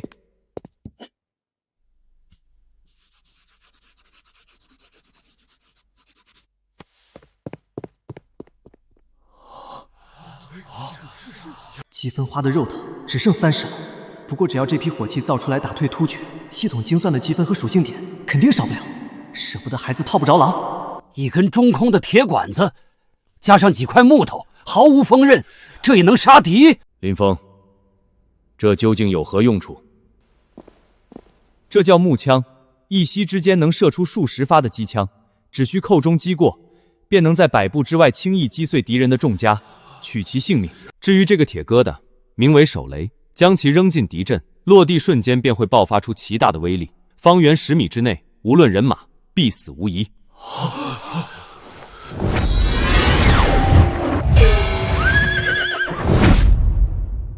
一派胡言！天下间怎会有如此荒谬的武器？林大人，您莫不是在关中养猪养昏了头，跑来朝堂上寻开心了？林峰，军国大事绝非儿戏。你说的这枪和手雷，当真有这般威力？陛下，耳听为虚，眼见为实。臣斗胆请陛下降旨，给臣1天时间。明日此时，演武场上，臣亲自向陛下和诸位大人演示这新式武器。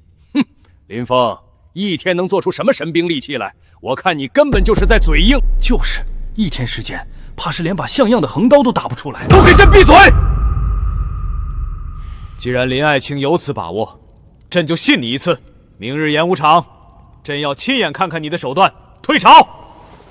林峰，现在没有外人，你给朕交个底。你说的东西1天时间到底能不能做出来？若是做不出，那可是欺君之罪。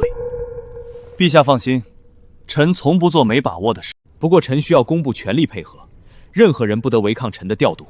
好，朕即刻下旨，工部上下无条件听你差遣。这里的尺寸再精细一点，卡弓的韧性必须拉满，绝对不能出错。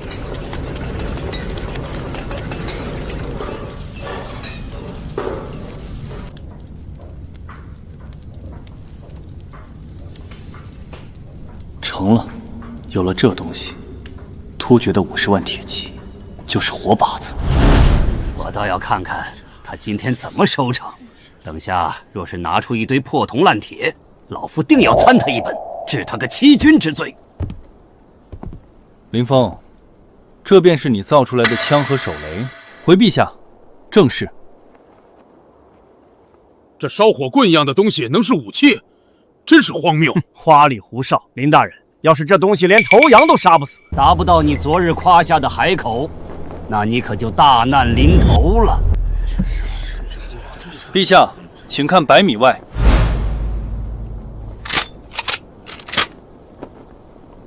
诸位大人，看好了！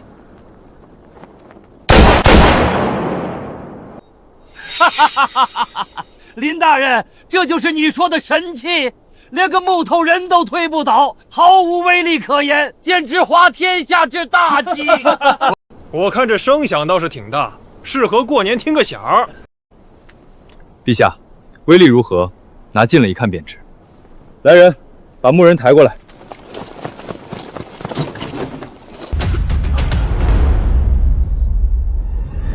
快把铠甲扒下来！穿透了铁甲，这怎么可能？老天爷，这等威力，若是打在人的血肉之躯上，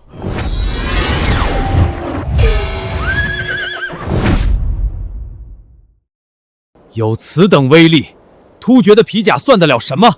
若是全军配备，突厥士兵岂不是连一面之敌都算不上？这等暗器，简直闻所未闻。还没完呢。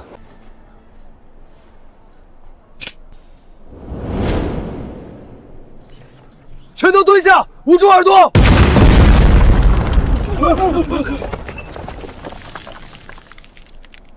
老天爷啊，这是天雷下凡吗？粉身碎骨，真正的粉身碎骨啊！哈哈哈哈哈！有了这2件神器，区区50万铁骑简直不堪一击。你们谁还有异议？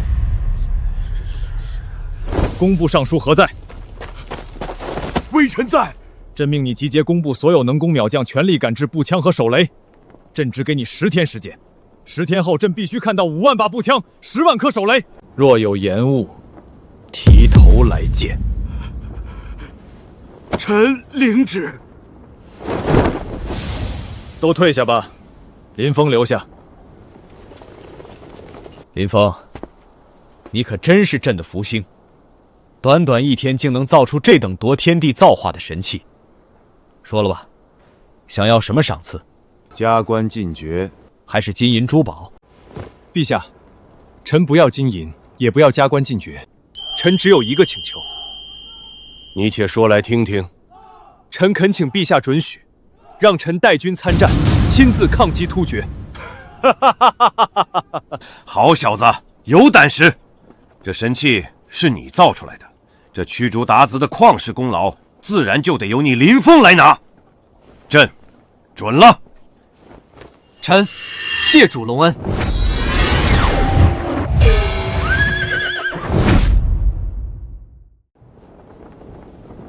林峰，这支精锐，朕就交给你了。去告诉突厥人，犯我大唐者，虽远必诛。臣定不辱使命，全军听令，下放武器。这就是传说中能百步穿杨的神器，有了它，定叫那突厥狗贼有来无回。目标边疆，全军出击！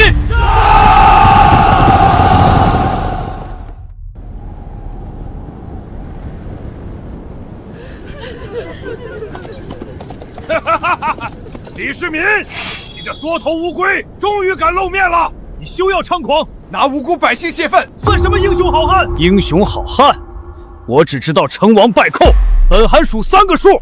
你若再不开城门投降，这些人全都要给你们大唐陪葬。陛下，千万别开城门，别管我们！老东西，闭嘴！3，畜生！2，竭力，你今天的所作所为，我定要你拿命来偿！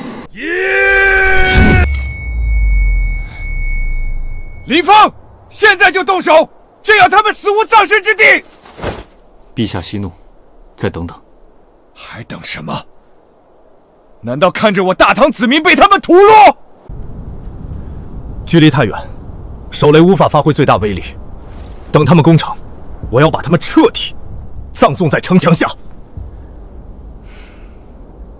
好，朕听你的。看来你们是不见棺材不掉泪。既然你们找死，本行就成全你们。全军听令，给本行攻城。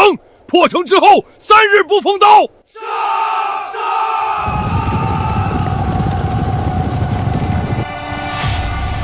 地狱的门已经为你们敞开了。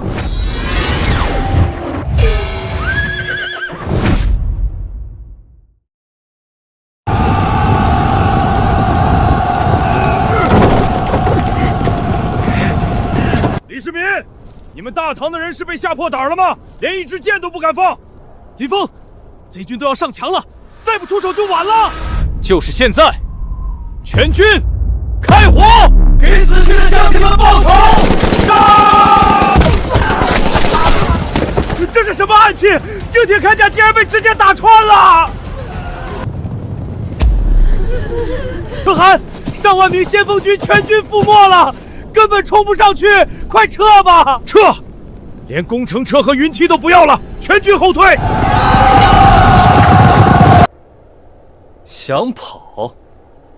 哪有这么容易？点火！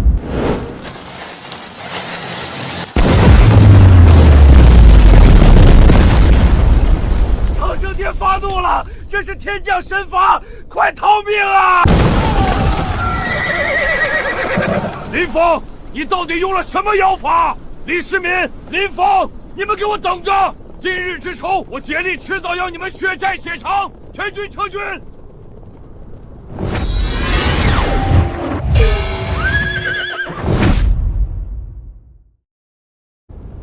我们打退突厥了！真是太痛快了！一往无前的突厥铁骑，面对这小小的步枪和手雷，竟然被打得落花流水。这只是个开始。林峰，一波打退突厥了，接下来该怎么办？那当然是趁势追击，穷寇莫追。突厥50万大军，哪怕损失了5万，还有45万之众，贸然出城，恐生变故。陛下放心，臣早有打算。不知陛下可敢与臣一同前去？有何不敢？来人，点齐1万坚兵，随朕出城！5万精锐呀！连大唐的城墙都没摸到，就这么全没了！可汗息怒，大唐的火气实在太可怕了，将士们连敌人的面都没看清就倒下了。剩下的40多万大军里，大半都是负责辎重后勤的，真正能打仗的不过10几万。现在这10几万也被那一幕吓破了胆。若是找不到对抗那神奇武器的办法，这仗还怎么打？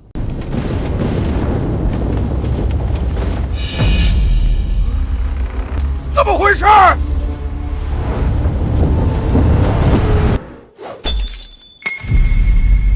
可汗小心！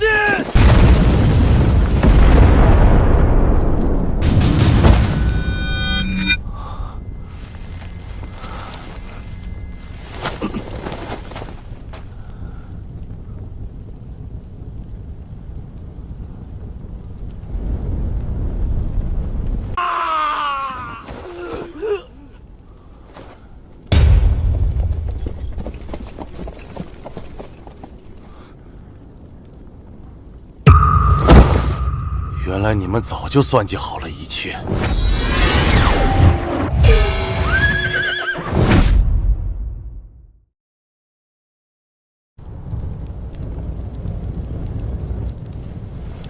你是不是早就料到了这一幕，提前派人埋伏在我的扎营地了？知己知彼，百战不殆。可汗退兵必经此地，自然要为您备一份厚礼。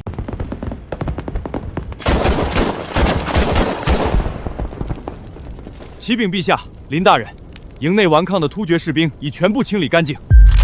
我认输，但我实在想不明白，我突厥铁骑纵横草原怎么会败得如此彻底？你用的到底是什么妖术武器？这不是妖术，我用的武器叫枪和手榴弹。枪、手榴弹，就算这2样东西威力惊人，可你唐军只有区5万，凭什么能胜我50万大军？可汗，时代变了，战争的胜负靠的从来不是人数多寡，而是谁的装备更先进。在绝对的火力面前，人数不过是个一戳就破的笑话罢了。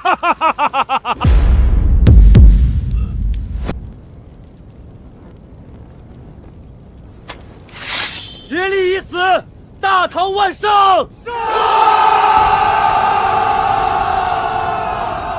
大唐万胜！大唐万胜！宿主成功完成抗击突厥重大事件，获得系统积分乘500，当前积分余额830。830，20点属性点。这仗打得值。属性分配：智力+4，体力+5，精神力+4，感知+4，亲和力+3。当前属性：智力91，体力79，精神力78，感知83，亲和力77。剩余属性点0。智力91了，快破100了。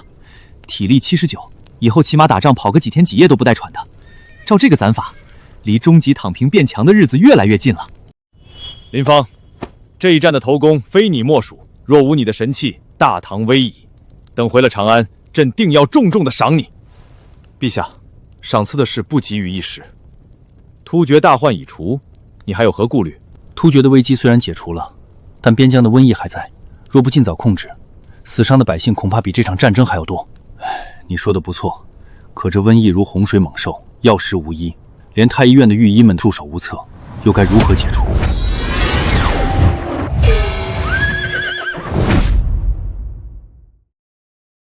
林峰，这瘟疫来势汹汹，比突厥的铁骑还要可怕。你方才说的那个疫苗，当真能解此死局？陛下，您就把这疫苗当成是给身体穿上的一层软甲，只要穿上了，那些看不见的瘟神就伤不了百姓分毫。竟有如此神物，那要多久才能弄出来？若我推断不错，片刻时间足矣。不过咱们得先去最严重地方看一眼，确认一下这位老朋友的身份。我问你，那些染病的百姓身上可是先起红点，随后变成水泡，最后结痂？回大人，正是如此，且发病极快，一人染病，全家难逃。果然是天荒。陛下，咱们去韩泉县。陛下不可！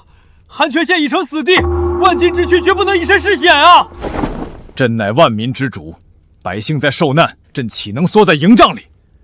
朕相信林峰，出发。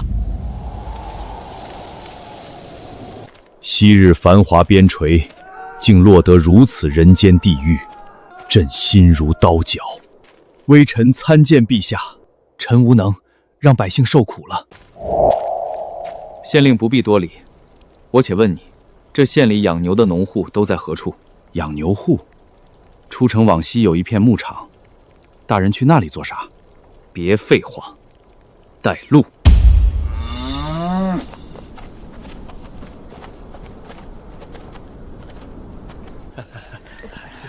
这怎么可能？周边牧民尽数染病，为何唯独他们一家毫发无损？真是奇了。臣记得隔壁养羊的王大壮，前天就断气儿了。陛下，答案就在这些牛身上。这些畜生，正是，便是咱们赢下这场瘟疫之战的关键。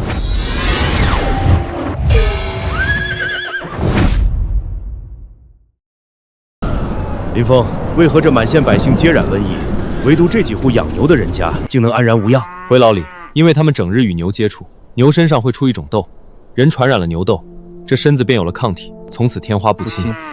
牛身上的痘，林大人，这简直闻所未闻！那畜生的病，难道还能救人的命？老乡，你家小儿子身上可有牛痘？关老爷，有的，那娃儿前几天刚染上。把孩子带出来，赏银100两。老李，看好了。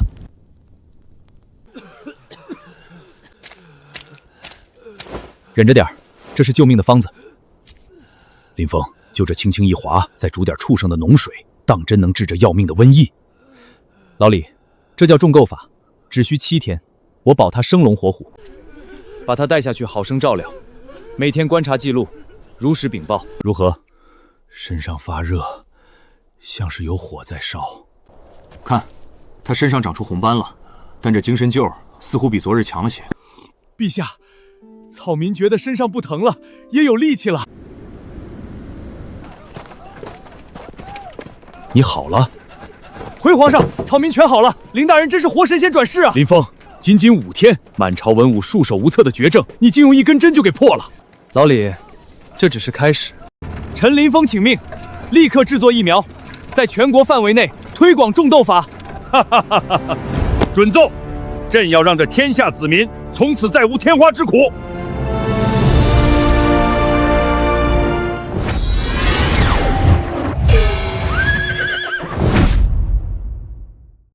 天花绝迹，边疆重获新生。林峰，朕以前觉得这江山是靠朕一拳一脚打出来的，现在看来，若是没你，朕这皇帝怕是早被这瘟疫和突厥折腾疯了。老李，你这就见外了。当初你进我那小店儿，我就说要给你开导开导。再说了，你一上来就给我个4品官，我不拿出点真本事，怕是得被你那些御史给喷死。4品，回京之后，朕看谁还敢拿你的官位说事。那咱可说好了，回京后先让我歇2天，这没日没夜的研发疫苗，我这腰都快折了。传朕旨意，班师回朝。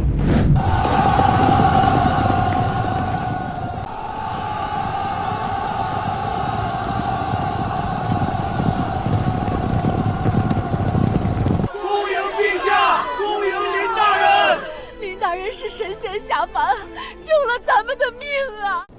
此一去，平突厥，灭瘟疫，林大人真乃奇人也。大唐之幸，社稷之幸。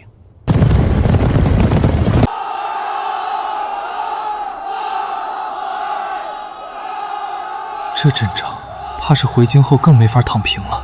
系统给的任务越来越离谱了。昔日朕为秦王时，曾任尚书令。自朕登基，此位空知20余年，只因朕觉得朝中无人能担此重任。林飞，臣在。你立下不世奇功，救万民于水火，安社稷于动荡。今日朕破格下旨，拜你为尚书令加赵王爵，开府建衙。陛下，尚书令位极人臣，且林大人已获封王爵，这是否赏赐过重？尔等若能灭突厥50万铁骑，能瞬息间解万世之瘟疫，朕也封你为王。陛下圣明，赵王千岁。尚书令，赵王，这下彻底成了老李的首席打工人了。陛下圣明，臣林峰领旨谢恩。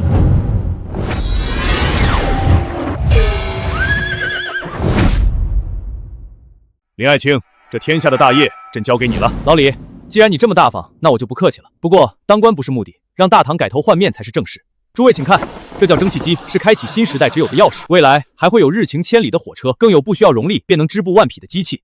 林大人，这铁疙瘩当真能动？不仅能动，还能带大唐走向星辰大海。我们要让这世上所有的国家都向大唐俯首称臣。陛下圣明，英王圣明。